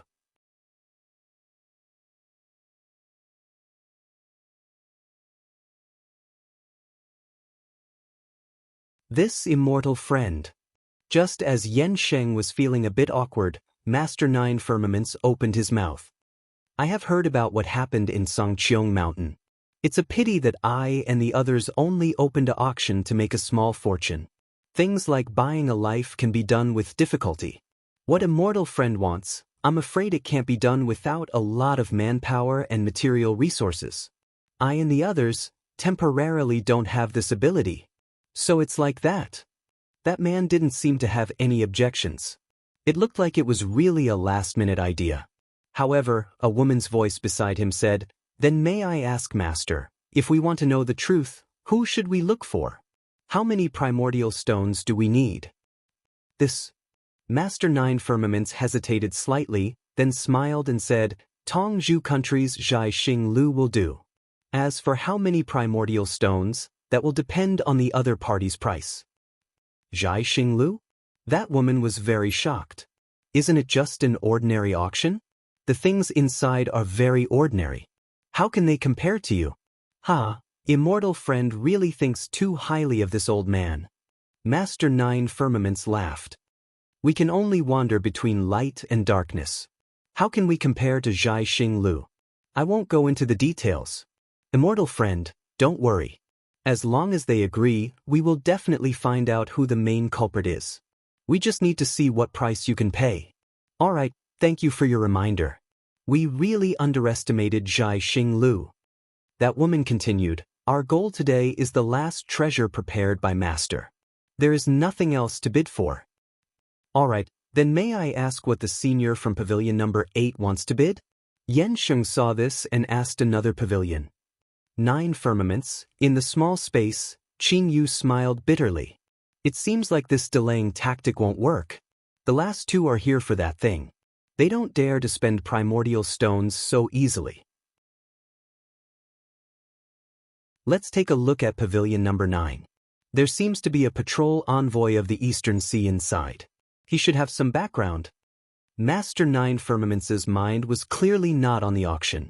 His eyes were still closed.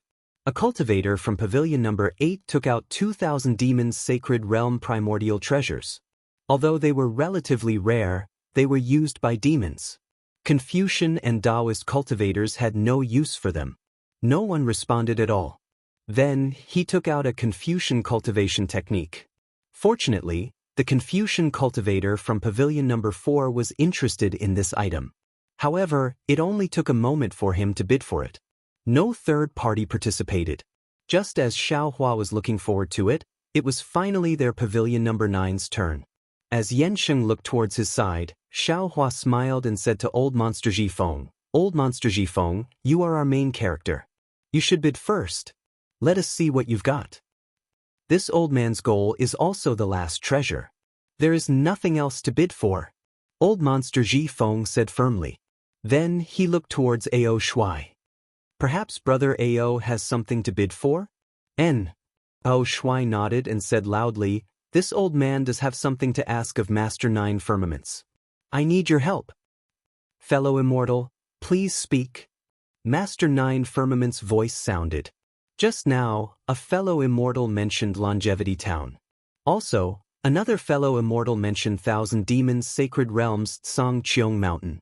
This old man actually also wants to ask about something.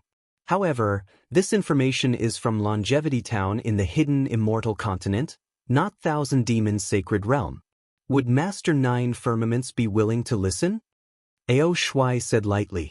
When Xiaohua heard this, he almost sucked in a breath of cold air. He was the main character of the Immortal Town and knew everything that happened there. He didn't expect that the Eastern Sea Dragon Palace would be interested in the Immortal Town. Moreover, from Ao Shui's words, he didn't come up with this idea on the spur of the moment. Instead, he had planned this a long time ago. However, with Old Monster Jifeng's invitation, Ao Shui had the chance to come in and ask. Longevity Town. Master 9 Firmaments thought for a moment, then said, "Fellow Immortal, tell us first. Perhaps this old man, and even the fellow Immortals here can help." And Ao Shui stood up and said, "It said that a Buddhist monk went out of Longevity Town and obtained Namo Guanyin Bodhisattva's Buddha fruit. This old man doesn't want to know who this person is. What this old man wants to know is, who wants to flood Longevity Town and what is their goal? After they were defeated by the Buddhist monk, where did they go? If any fellow Immortal can tell this old man has a treasure to thank you. As for the primordial stones, fellow Immortals and Venerable Master don't need to worry.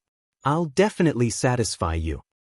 This Master 9 Firmaments looked like he was stalling for time. He asked in detail, "This old man already said that fellow Immortal seems to be looking for a better, and I won't hide it from fellow Immortals. This old man just went to Zhai Xinglu's auction." Ao Shui nodded and said, "Although this old man went to the auction for another matter, because I suddenly received a search request, I told Zhai Xinglu about it after the auction. They also agreed to help. Oh, of course, no matter which fellow Immortal finds it, this old man will fulfill his promise regardless of the order."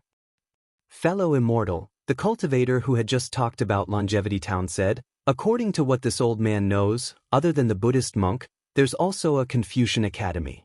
However, the academy didn't send any experts, so it was overshadowed by the Buddhist monk. Right now, there isn't any detailed information. It's all hearsay."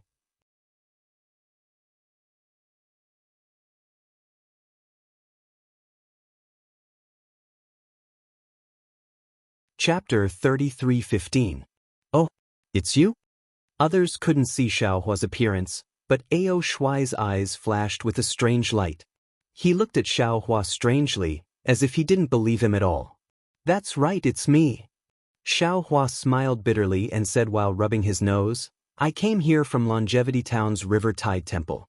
When Liao River's water clan flooded Longevity Town, I was already in Longevity Town.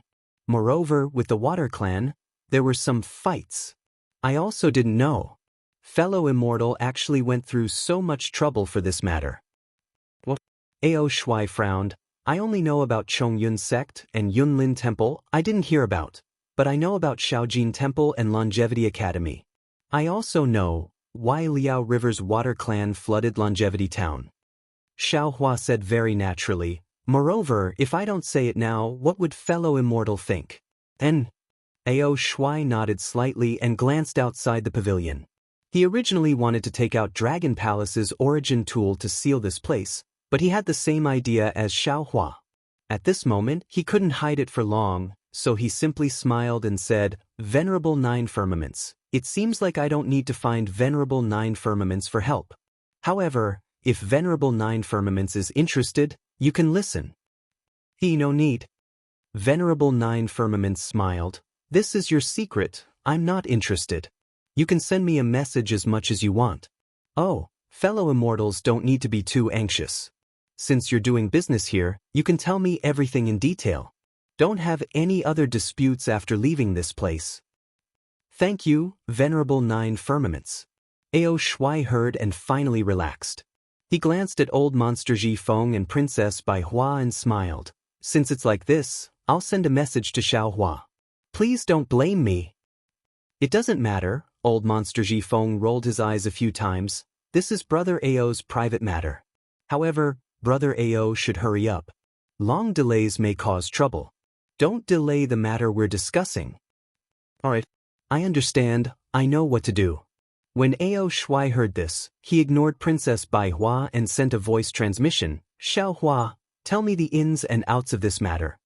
Xiaohua smiled and also transmitted his voice. Fellow Immortal Ao, you seem to have forgotten your promise. Things like information, as long as it's leaked out, it won't be worth any source stones. This Xiao feels that it's better for us to play the role of a gentleman first. And, tell me, how many primeval stones do you want? Or what treasures do you want? Ao Shui was not surprised because Xiaohua seemed to be a miser. It would be strange if Xiaohua did not ask for primordial stones. Xiaohua thought for a moment and probed. When it comes to spirit stones, I don't have many, but I don't have many either. Even if fellow Taoist Ao gives me a little more, it would be meaningless. Looks like you want the treasure? It doesn't matter. There are countless treasures in the treasury of the East Sea Dragon Palace.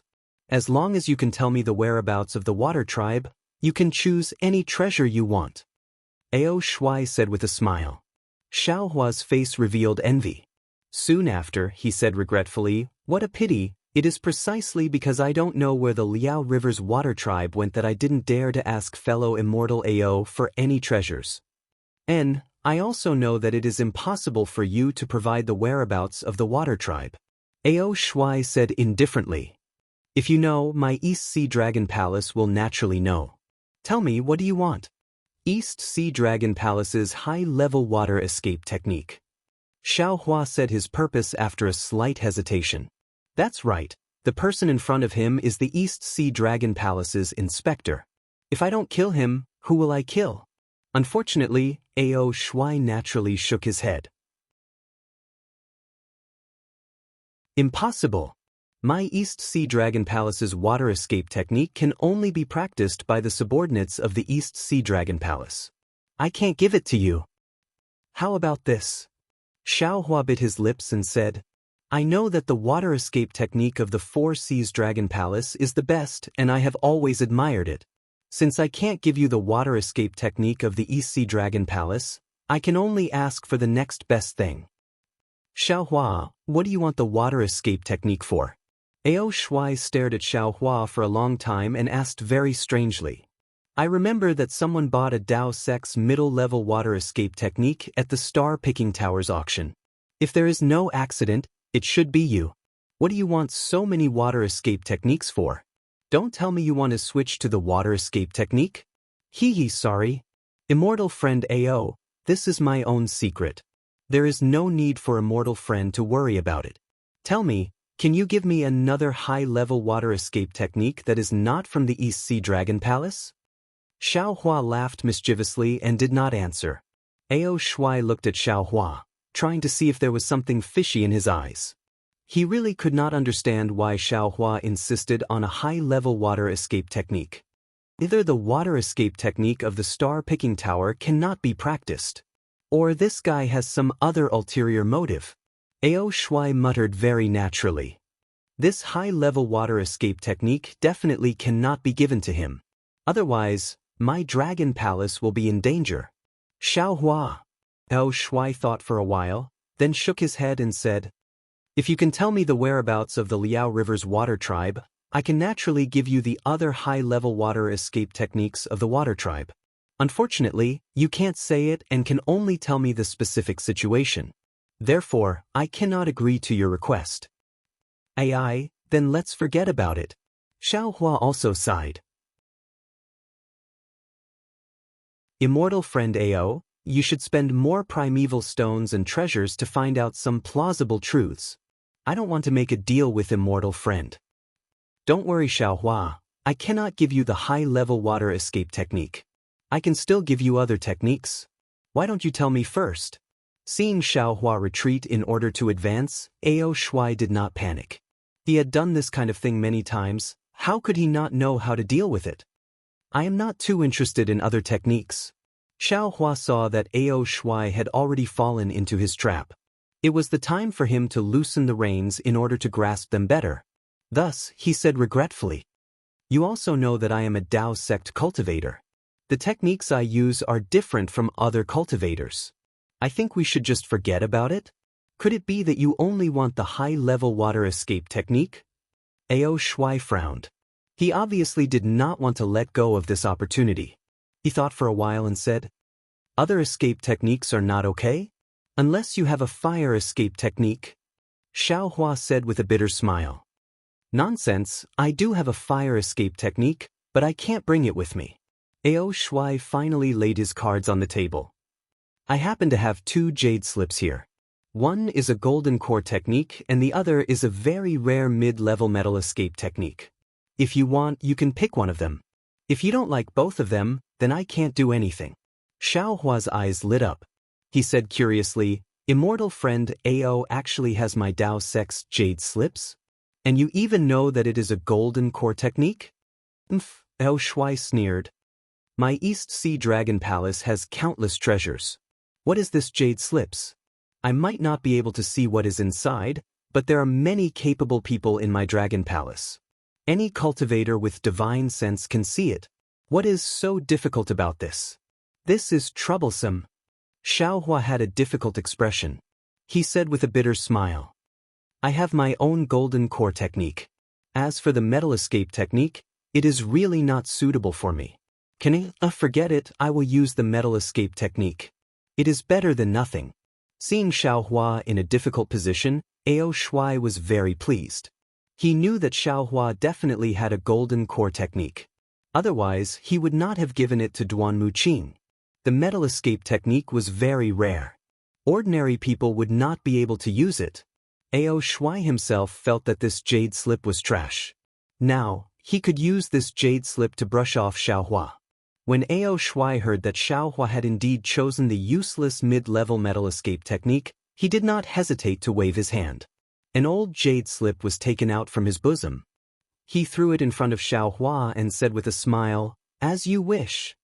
Ao Shuai felt that Xiaohua's mood was of little value, but how could he know that Xiaohua's heart was already blooming with flowers?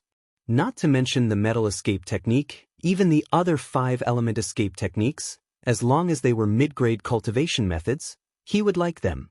However, Xiaohua still had a bitter expression. He held the jade slip and shook his head slightly. He even said, "Sigh, it is not worth it. It is not worth it. This thing, forget it. After all, it is still a technique of my Dao sect. It is better to leave it with me than in the Dragon Palace. Let me find a fated person for it." "Xiaohua, quickly say it." Old monster Ji Feng saw the jade slip fly out. He knew that the two of them had just agreed on the price. He could not help but urge anxiously. He knew that if Xiaohua did not say it, the deal would not be over. He would not be able to bid for the thing that he was looking forward to. Haste makes waste. Old Monster Jifeng. Xiao Hua stored the jade slip into his spatial ring and said to Old Monster Jifeng. Do. Old Monster Jifeng was somewhat embarrassed and angry. However, he glanced at Ao Shui and turned his head to look outside the pavilion. Yan Xing was looking in his direction. He should also be waiting for Xiao Hua's explanation. Soon after, Xiao Hua told him everything that he had seen and heard in Longevity Town. He did not hide anything. He even told him about how Lu Yi picked up Xiao Yun by the river. Finally, he said, "That is how it is. I saw that Lu Yi's background was pitiful, so I took him in as a servant. If fellow Immortal wants to ask more, there is no harm in following me to Seven Suns Temple after the auction. However, to be honest, he is just an ordinary person. He does not know Xiao Yun's background at all. He has also never seen those water clan of Liao River." Ao Shuai's two dragon eyes opened wide. A strange expression flashed across his eyes. After thinking for a while, he confirmed, "Xiao Hua, are you sure it is the two words paradise? And the one you fought with was a midget riding a seahorse?" Xiao Hua smiled and shook his head. "Those two words were told to me by a disciple of Chongyun sect. I'm not sure. As for the midget, I'm sure. Moreover, didn't I already describe the appearance of the midget and Xiao Yun in detail to fellow Immortal? As for the whereabouts of those water clan, and even the so-called high monk of the Buddhist sect, I was unconscious at that time and did not know. However, when I woke up, I heard from the people of Chongyun sect and Yunlin Temple that they did not know the whereabouts of the water clan. Moreover, that high monk of the Buddhist sect did not really attain the Namo Guanyin Bodhisattva's Buddha fruit.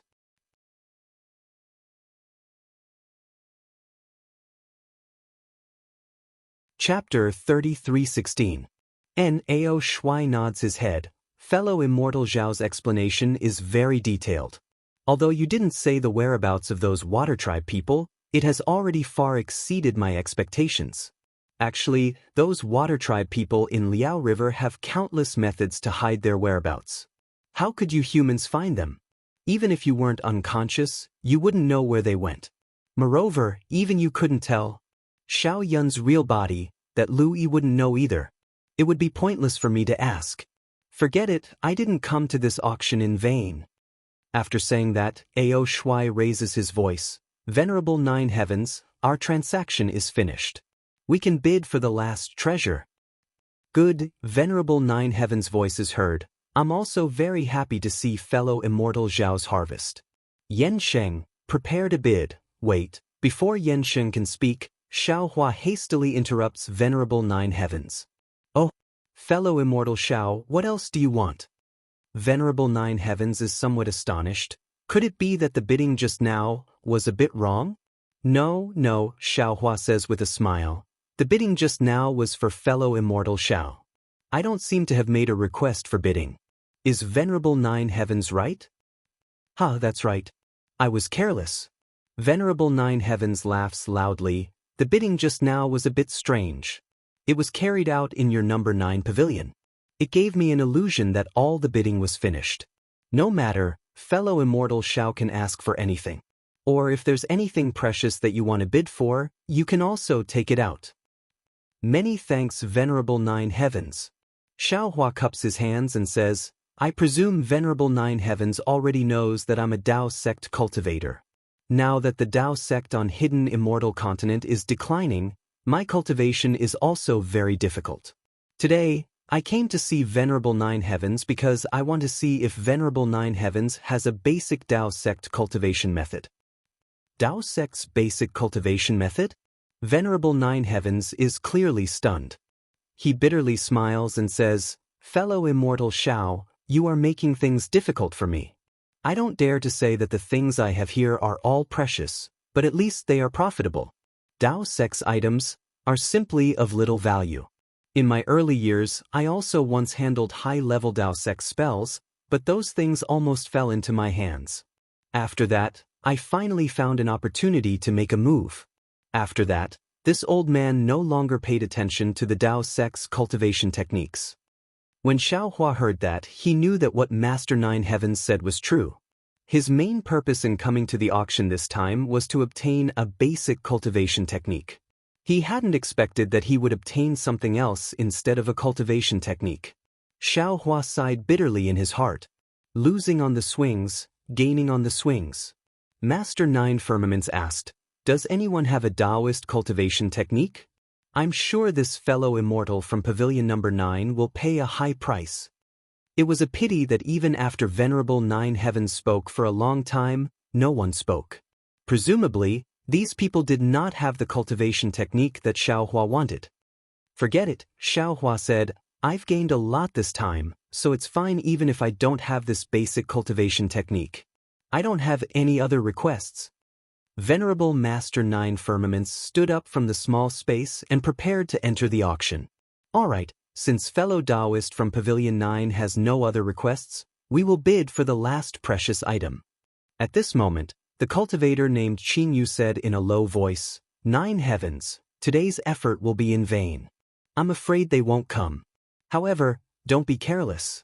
Pavilion 7 and Pavilion 9 are old demons from the Sage Domain.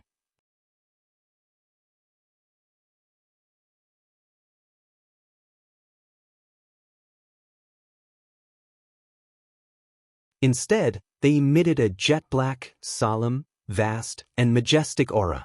What was special was that there were 9 different types of demons on the 9 stone tablets. All of them were baring their fangs and brandishing their claws, looking extremely ferocious. The murderous and tyrannical aura rushed out from the 9 demons. Not only did it cover the entire auction area, it also completely sealed the storage ring. The white light that had seeped out from the yin-yang bracelet earlier couldn't leave. It could only slowly swim within 3 feet of the bracelet and gradually gather into the white light. Xiao Hua glanced at the 9 monsters on the stone tablets and understood their origins. As the saying goes, a dragon has 9 sons, and each of them is different. These 9 monsters were Qionyou, Yazi, Chao Feng, Pu Lao, Bian, Fuan, and Chiwen. Xiao Hua couldn't help but look at Ao Shui. Ao Shui seemed to know that the yin-yang bracelet belonged to the light beast, so his expression didn't change. However, when Venerable 9 Heavens threw out the 9 stone tablets, his expression changed and he blurted out, "9 dragon tablets. Venerable 9 Heavens, where did you get the 9 dragon tablets?"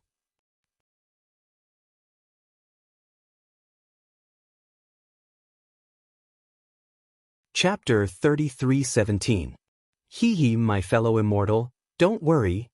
Master 9 Heavens looked at Ao Shui and said with a smile, "I know that the 9 dragon steels were lost by the Dragon Palace in the early years. However, I have been using it to suppress the aura of the light beast, so I didn't have the time or the opportunity to inform the Dragon Palace. When this is over, I won't use the steels anymore. I will inform the Dragon Palace and ask the Dragon Palace to take it back. If you have a relationship with the Dragon Palace, please tell me. I will be very grateful." Ao Shui's expression returned to normal. He nodded and said, "Then I will thank you on behalf of the Dragon Palace." You're welcome."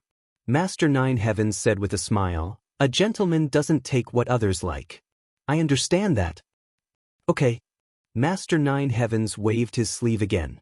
Several black lights rushed into the steels. The aura of the 9 steels surged and sealed the heaven and earth bracelet completely. Master 9 Heavens said with a smile, "Everyone, please take a look." Master 9 Heavens pointed with his hand. Everyone felt a dazzling light in front of them. It was as if a bright silver moon had risen from the heaven and earth bracelet. They couldn't help but close their eyes. Hiss. Xiao Hua also closes his eyes and inhales a mouthful of cold air. This radiant beast, the beast lives up to its name. Although the universe bracelet is already surrounded by the 9 steels, the radiant beast's brilliance still pierces out uncontrollably. It seems that Master 9 Heavens' solemn attitude was not unreasonable. "Seal!" Guru Jiushao shouted. 9 dark clouds flew out of the 9 dragon tablets. Each cloud was different, but when they flew in front of the pure white light, they covered it completely. Not a single bit of light could be seen. Fellow immortals, the 9-child dragon steel is able to seal the aura of the light beasts. As for the light, it's the innate ability of the light beasts, and I can't completely block it. Master Nine Heavens said loudly, however, you should be able to see it clearly now. This is the third treasure that I bid for today, the baby of the light beast. Ah? It's just the baby of the light beast, but it's so powerful? What about adult light beasts? When Xiaohua heard this, before he even opened his eyes, he already felt a wave of shock in his heart. This Thousand Demons Sacred Realm demon is really too powerful. Old Monster Jifeng is indeed qualified to be arrogant. Sure enough, not only was Xiaohua surprised, there were also people in the other pavilions who cried out. Obviously, they were the same as Xiaohua. They had never seen a light beast before, and they didn't know that a light beast's cub was so powerful. However, when Xiaohua clearly saw the appearance of the radiant beast cub within the white, he could no longer pretend to be calm as he sat on the stone bench. He could no longer hide his astonishment in his heart. He cried out in alarm, "Huan Huan!" He immediately stood up from the stone bench and clenched his fists as he looked at the scene. At this moment, that dazzling brilliance had already been covered by the dark clouds. Xiaohua could already clearly see the light beast cub within the brilliance. What he saw made him cry out in alarm. He saw that this cub's head was a dragon's head, its body was a qilin's body, its tail was a lion's tail, and its 4 hooves were cow's hooves. Moreover, under the cub's hooves, there were 4 different clouds floating in the air. They were respectively a golden scepter, a silver scepter, a dragon pearl, and a gold ingot. In fact, although it was called a cub, it was already the size of an ordinary pony. It didn't have the appearance of the lightning beast cub that Xiaohua had seen before. This cub was rather irritable within the brilliance. It rushed left and right as if it wanted to fly out of the light. Unfortunately, the dark clouds surrounding the light were still like an iron wall that firmly blocked it. This cub could only move within a space of about 10 feet. It couldn't even move half an inch if it wanted to. That's not right. When Xiaohua squinted his eyes and saw clearly, he frowned again. This isn't Huan Huan. It's completely different from Huan Huan. Although this light beast is also an odd beast, it's different from the dragon, qilin, lion, and cow. Huan Huan's head and face are like a horse's, its horns are like a deer's, its neck is like a camel's, and its tail is like a donkey's. Huan Huan looks very docile, but this light beast looks wild and unruly. It's not easy to get along with it. The stimulation of the light beast's appearance made Xiaohua think of many things about Huan Huan. It made Xiaohua feel a surge of warmth in his heart. Fellow immortals! Master Nine Firmaments waved his hand and said with a smile, "This is the light beast that we often talk about." Master Nine Firmaments. A voice from the 7th pavilion was calm and filled with pleasant surprise. If this old man didn't see it with his own eyes, I really wouldn't dare to believe it. What method did you use to capture this light beast? Hee, this old man also doesn't dare to believe it. Master Nine Firmaments said with a smile. This light beast cub was picked up by this old man. How is that possible? That person said anxiously. Who doesn't know how powerful the light beast is? Even if it's a cub.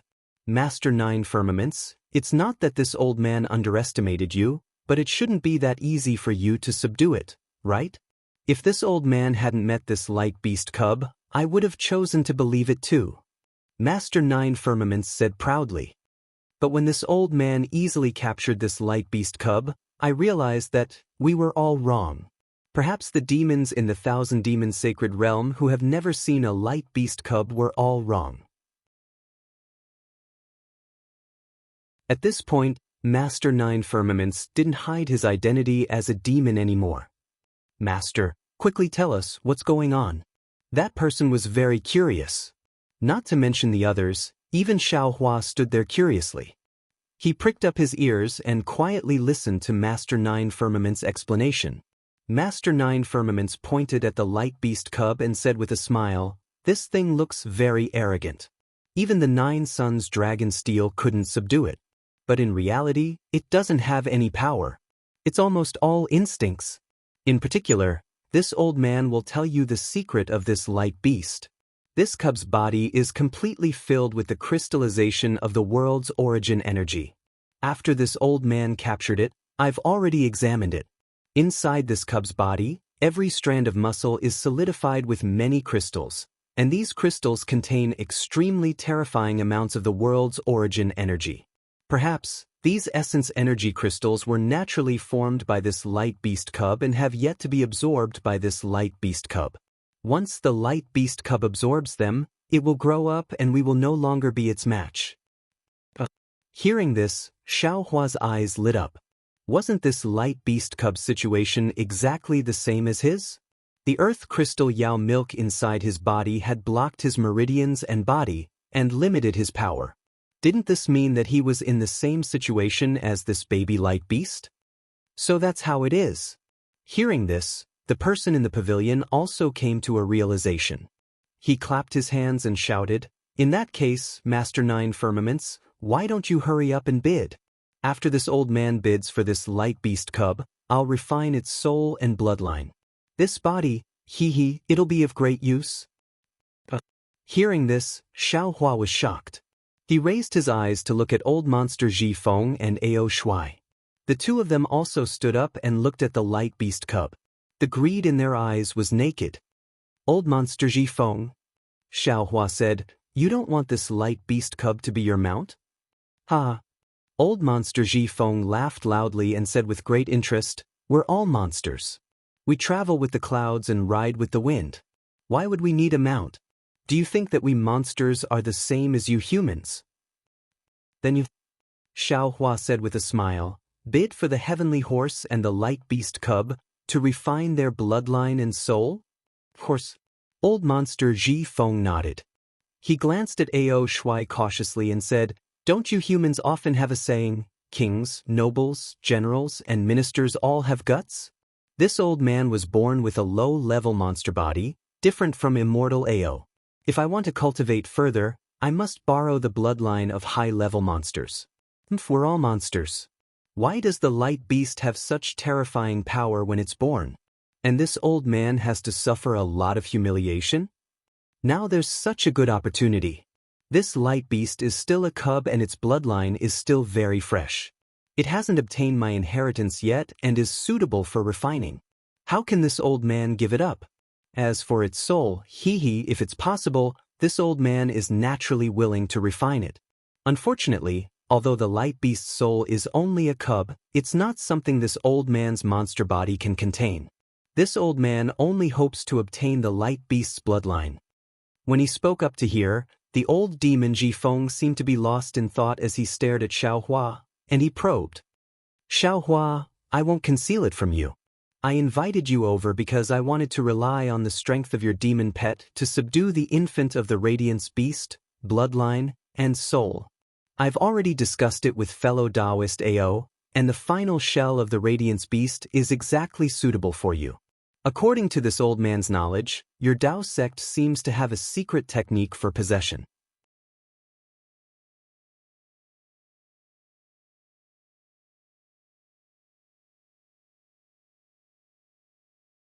Chapter 33:18. "I don't think so." Xiaohua indifferently replies, "I am a human. I have humanity in my heart and act in accordance with human ethics. I can't do things like taking someone's body and soul." You refuse a toast only to be forced to drink a forfeit. Don't think that you can show off in front of me just because you have a demon pet. Don't know what your surname is? What kind of humanity do you have with this old man? Old monster Ji Feng sneers and glances at Ao Shuai, who is also disdainful. He looks at the auction house and no longer pays attention to Xiaohua. It seems that Xiaohua's rejection is also within his expectations. In the auction house, Venerable Nine Firmaments says with a smile, "Fellow immortals, don't be anxious. This old man took out this light beast cub because this old man has no use for it. Fellow immortal Qin Yu also has no use for it, and my disciples also don't have the fortune to enjoy it. That's why I invited fellow immortals here. As for which fellow immortal has this fortune, this old man still doesn't know. However, I am sure that among the fellow immortals here, one of you will definitely be able to take this light beast cub into your pocket and bring it out of the auction." Venerable Nine Firmaments. A slightly hoarse voice comes out from the first four pavilions and asks with confusion, This old woman has a question that I don't understand. I don't know if I can ask? Fellow immortal, please speak. Venerable Nine Firmaments raises his hand and says with a smile, this fellow immortal shouldn't have been invited by this old man to participate in the auction, right? What's the problem? This old woman naturally doesn't know that a light beast will appear in today's auction. That old woman replies indifferently, what this old woman doesn't understand is that whether it is the Thunderclap battleship or the shape-shifting scarf, they are all rare treasures in the hidden immortal continent. These treasures can still be valued with primeval stones. If Venerable Nine Firmaments lacks primeval stones, you can use these treasures to exchange for primeval stones. However, this light beast cub in front of me, this is the first time this old woman has seen it. It gives this old woman the impression that it is a blessing between heaven and earth, it is inauspicious to kill. This kind of rare blessing is simply not something that can be valued with primeval stones. Of course, Venerable Nine Firmaments also said that he has no use for it, fellow immortal Jianghu also has no use for it, and his disciples even more so. But even so, logically speaking, it's impossible to exchange it for origin stones, right? Fellow immortal must be a Confucian cultivator from the hidden immortal continent. Master Nine Firmaments didn't get angry. Instead, he sneered, how do you know what the demons of the Thousand Demons Sacred Realm are thinking? Whether it is the Thunderbolt warship, the shape-shifting scarf, or even the Radiant Beast, they are all primordial stones in our eyes. Without origin stones, it's impossible for this old man to obtain what he wants. What 10,000-year-old spiritual herb? What transformation golden core? Which one of them wasn't valued with primordial stones? Didn't a fellow immortal use human lives to appraise it? Since human lives can be exchanged with primeval stones, why can't the baby of a light beast? That's right. Master Nine Firmaments, hurry up.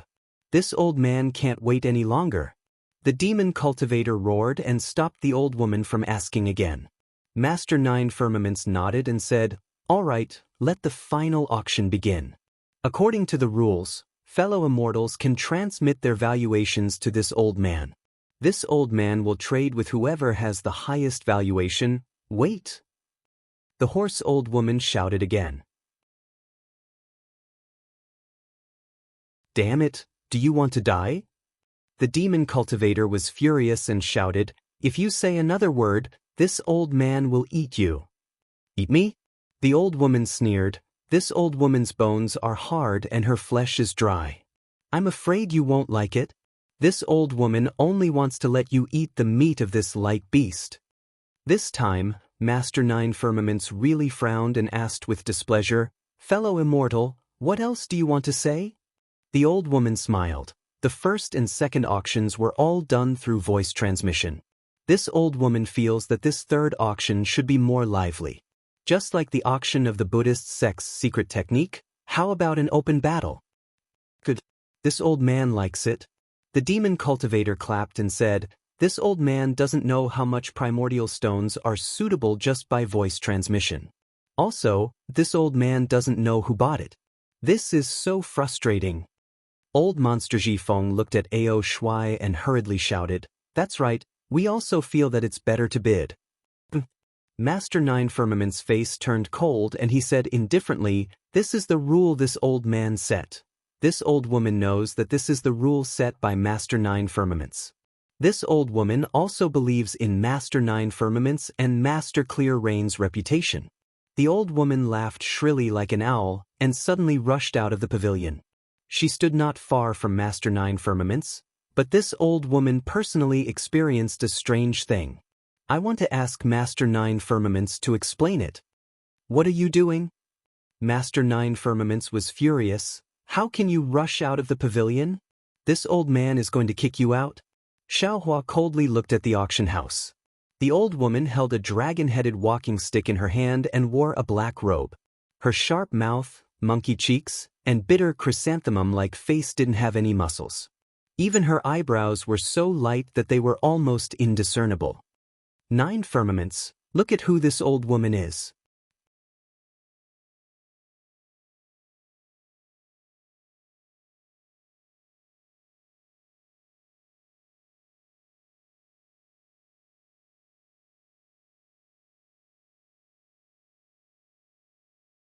If I'm not mistaken, he must be the one to bid for the baby-like beast. Master Nine Firmaments rolled his eyes and said coldly, "You can ask old demon Jifeng about this. Xiao Hua has nothing to do with me. Inhu, Xiao Hua was brought here by me. He has nothing to do with Master Nine Firmaments." Old demon Jifeng hurriedly called out, "If you want to bid, hurry up. Otherwise, hurry up and hide." "Damn it, of course I want to bid. But I'm not prepared." Inhu finally said the truth. "But I have a few rare treasures here. I can ask Master Nine Firmaments to appraise them." "Forget it," Hai Tian said. "Whether it's rare treasures, imperial artifacts, or pills, they can all be appraised, but let Master Nine Firmaments set the price." "AI all right." Master Nine Firmaments was now a duck that had been chased out of a tree. What else could he say? He nodded. "The rules of bidding have been trampled on by my fellow immortals. Let's do as you say." "All right, since Master Nine Firmaments has no objections, then let's begin." Hai Tian laughed. His voice was very pleasing to the ears, like the spring rain that fell into everyone's ears. Everyone's somewhat anxious hearts actually calmed down, and the entire auction hall had a warm atmosphere. Xiao Hua raised his eyebrows. He did not feel any discomfort. Clearly, this was not a cultivation technique, but a natural charm. This was the first time Xiao Hua had seen such a man. "I'll be the first to bid." Inhu opened his mouth and said a number that gave Xiao Hua a fright. Hai Tian was still unhurried, and had the bearing of royalty. "Since we're standing here, this humble king has no choice but to bid. This humble king will bid with the wealth of my Jiasa nation. Consider it a show of support for Master Nine Firmaments." Hearing Hai Tian's words and the number of primeval stones he mentioned, the corner of Xiao Hua's mouth twitched slightly. The wealth of a nation?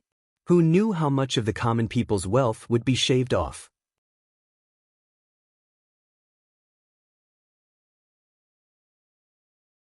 If I really take 1,000,000,000 vitality stones, I'm afraid this old man won't be able to walk out of Bronze Pillar State.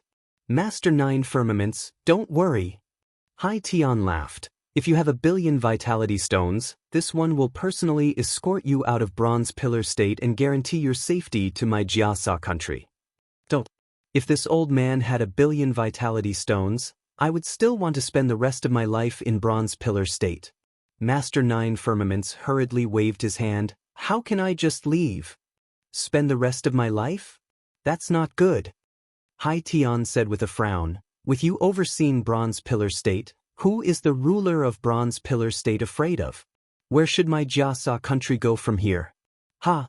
Master Nine Firmaments laughed, then looked at Xiao Hua and asked, "Little friend Xiao, this old man is actually not interested in whether or not you have 1,000,000,000 vitality stones. What this old man wants to ask you is, from the looks of it, you are determined to obtain this light beast. However, if others obtain this beast, they can use its soul, bloodline, and even its body. Your cultivation, or even your physical body, is not enough to refine this light beast. Actually, this old man will make it clear.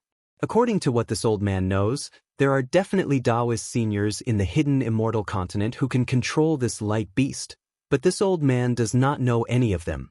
So when this old man invited you, I did not consider Taoist disciples. I wonder which Taoist senior you are bidding for this light beast for?"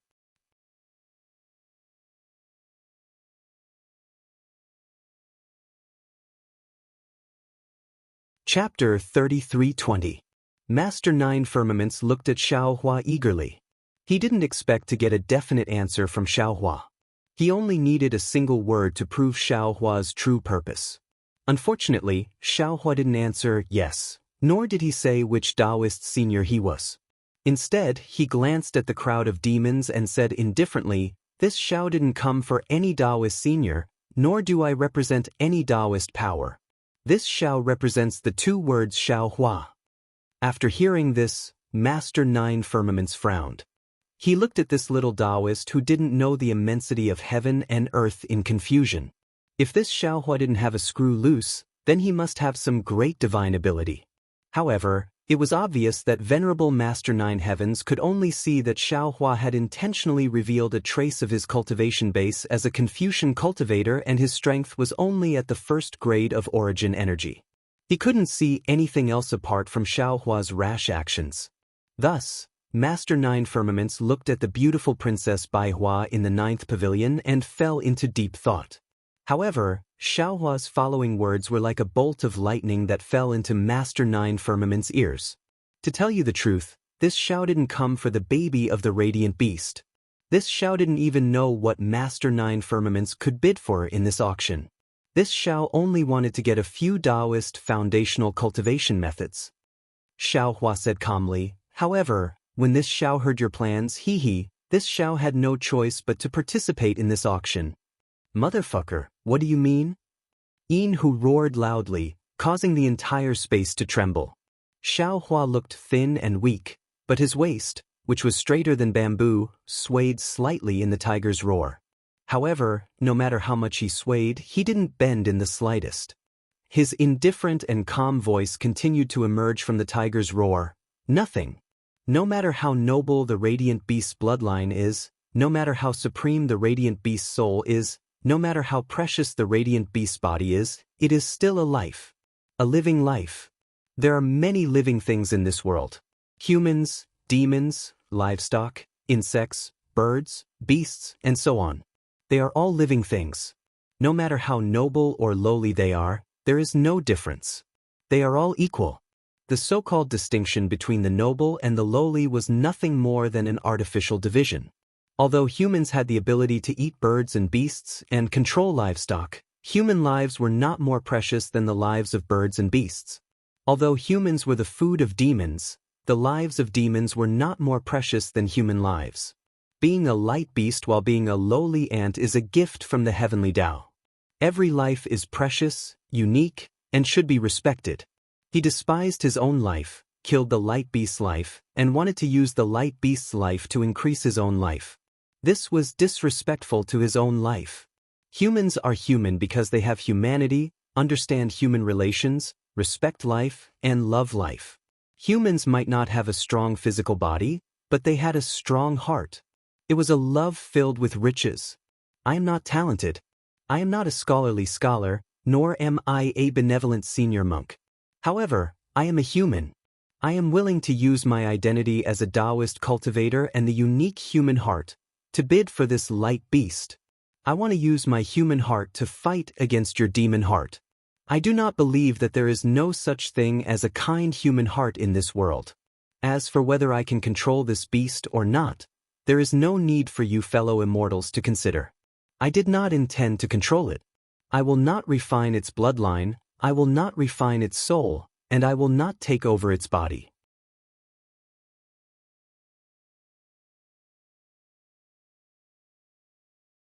Even if you win the bid, can you walk out of Bronze Pillar Country? Although Master Nine Heavens was angry and amused, thinking that he had met a bookworm little Taoist, he still asked with a smile. If you don't do what you can, you are afraid. If you don't do what you can, you are brave. In this world, there are too many things that people don't do because of their fear. There are too many people like this. It doesn't matter if I am there or not. You might as well let me be a fool and do more things that I can't do. Xiaohua did not directly answer Master Nine Heavens' words. Instead, his gaze swept across the faces of the demons and he said indifferently, "In the past, I was quite timid when doing things. I always thought about the future. Even if I had some ideas in my heart, the results would be different and things would not go as I wished. Now that I have experienced many trials and hardships, I understand that there are too many things in this world that are helpless and difficult. However, they are all tests of the heavens. If one cannot withstand this test, it will be difficult for one's heart to improve. Now this matter. Since I have seen it, it is a test given to me by the heavens. I am willing to go against the flow and do it." Xiaohua's words were sonorous and powerful, and they came from the bottom of his heart. Rather than saying it to the demons, he might as well say it to himself. Unfortunately, the demons in the auction house were all strong-willed. The prince named Hai Tian was used to seeing all kinds of people. What kind of words had he not heard? They only treated these words as fodder for a joke. How funny. King Stag laughed loudly. Talking about human nature with demons like us in the Thousand Demons Sacred Realm? Are you, a little Taoist, hot-headed? Master Nine Heavens, what are you waiting for? I don't care about what Jianghu said just now. But you are delaying again and again. You are actually listening to the crazy words of a little child here. If I didn't trust you and old monster Jifeng, I would have. Master Nine Heavens listened with a smile on his face, but his eyes were fixed on the light infant in the white ball of light. After such a long time, the infant was still in a frenzy. It used its hooves, head, and mouth to tear at the restrictions around it. Master Nine Heavens had never seen such a scene before. Master Nine Heavens narrowed his eyes. He rolled his eyes a few times but did not look up. Now that he heard King Stag's rebuke, he raised his head with a smile and said, King Mu Lu, I am not delaying. I am just thinking that you all are determined to get it. I wonder how long you will keep bidding? Just now, this little friend Xiao promised hundreds of millions of primal stones. Actually, it's not as I thought. Everyone will bid a price and send me a voice transmission. Hee hee, old man Nine Heavens, don't even think about it. Jianghu sneered. If that's the case, you can do whatever you want. How will others know? How about this? Master Nine Heavens retracted his gaze from the light infant and looked at the crowd. I already said before that the 9-child dragon steel will not be lent out. Since that's the case, let's see who can subdue the light infant first. Only then will they have the right to take it away. Damn it! Old Monster Jifeng was furious when he heard this. Wasn't Master Nine Heavens picking up the wisdom of others? However, it just so happened that old Monster Jifeng had nothing to say. That was because this Yahui was his to begin with. The problem was that he couldn't even subdue a Pegasus, so how could he subdue a light beast? However, seeing Ao Shuai's confidence, old Monster Jifeng's heart was finally at ease. However, his heart slowly began to bleed. How could the price of Ao Shuai's primal stones be the same as Ao Shuai's? The current old Monster Jifeng unconsciously and fiercely glared at Xiao Hua.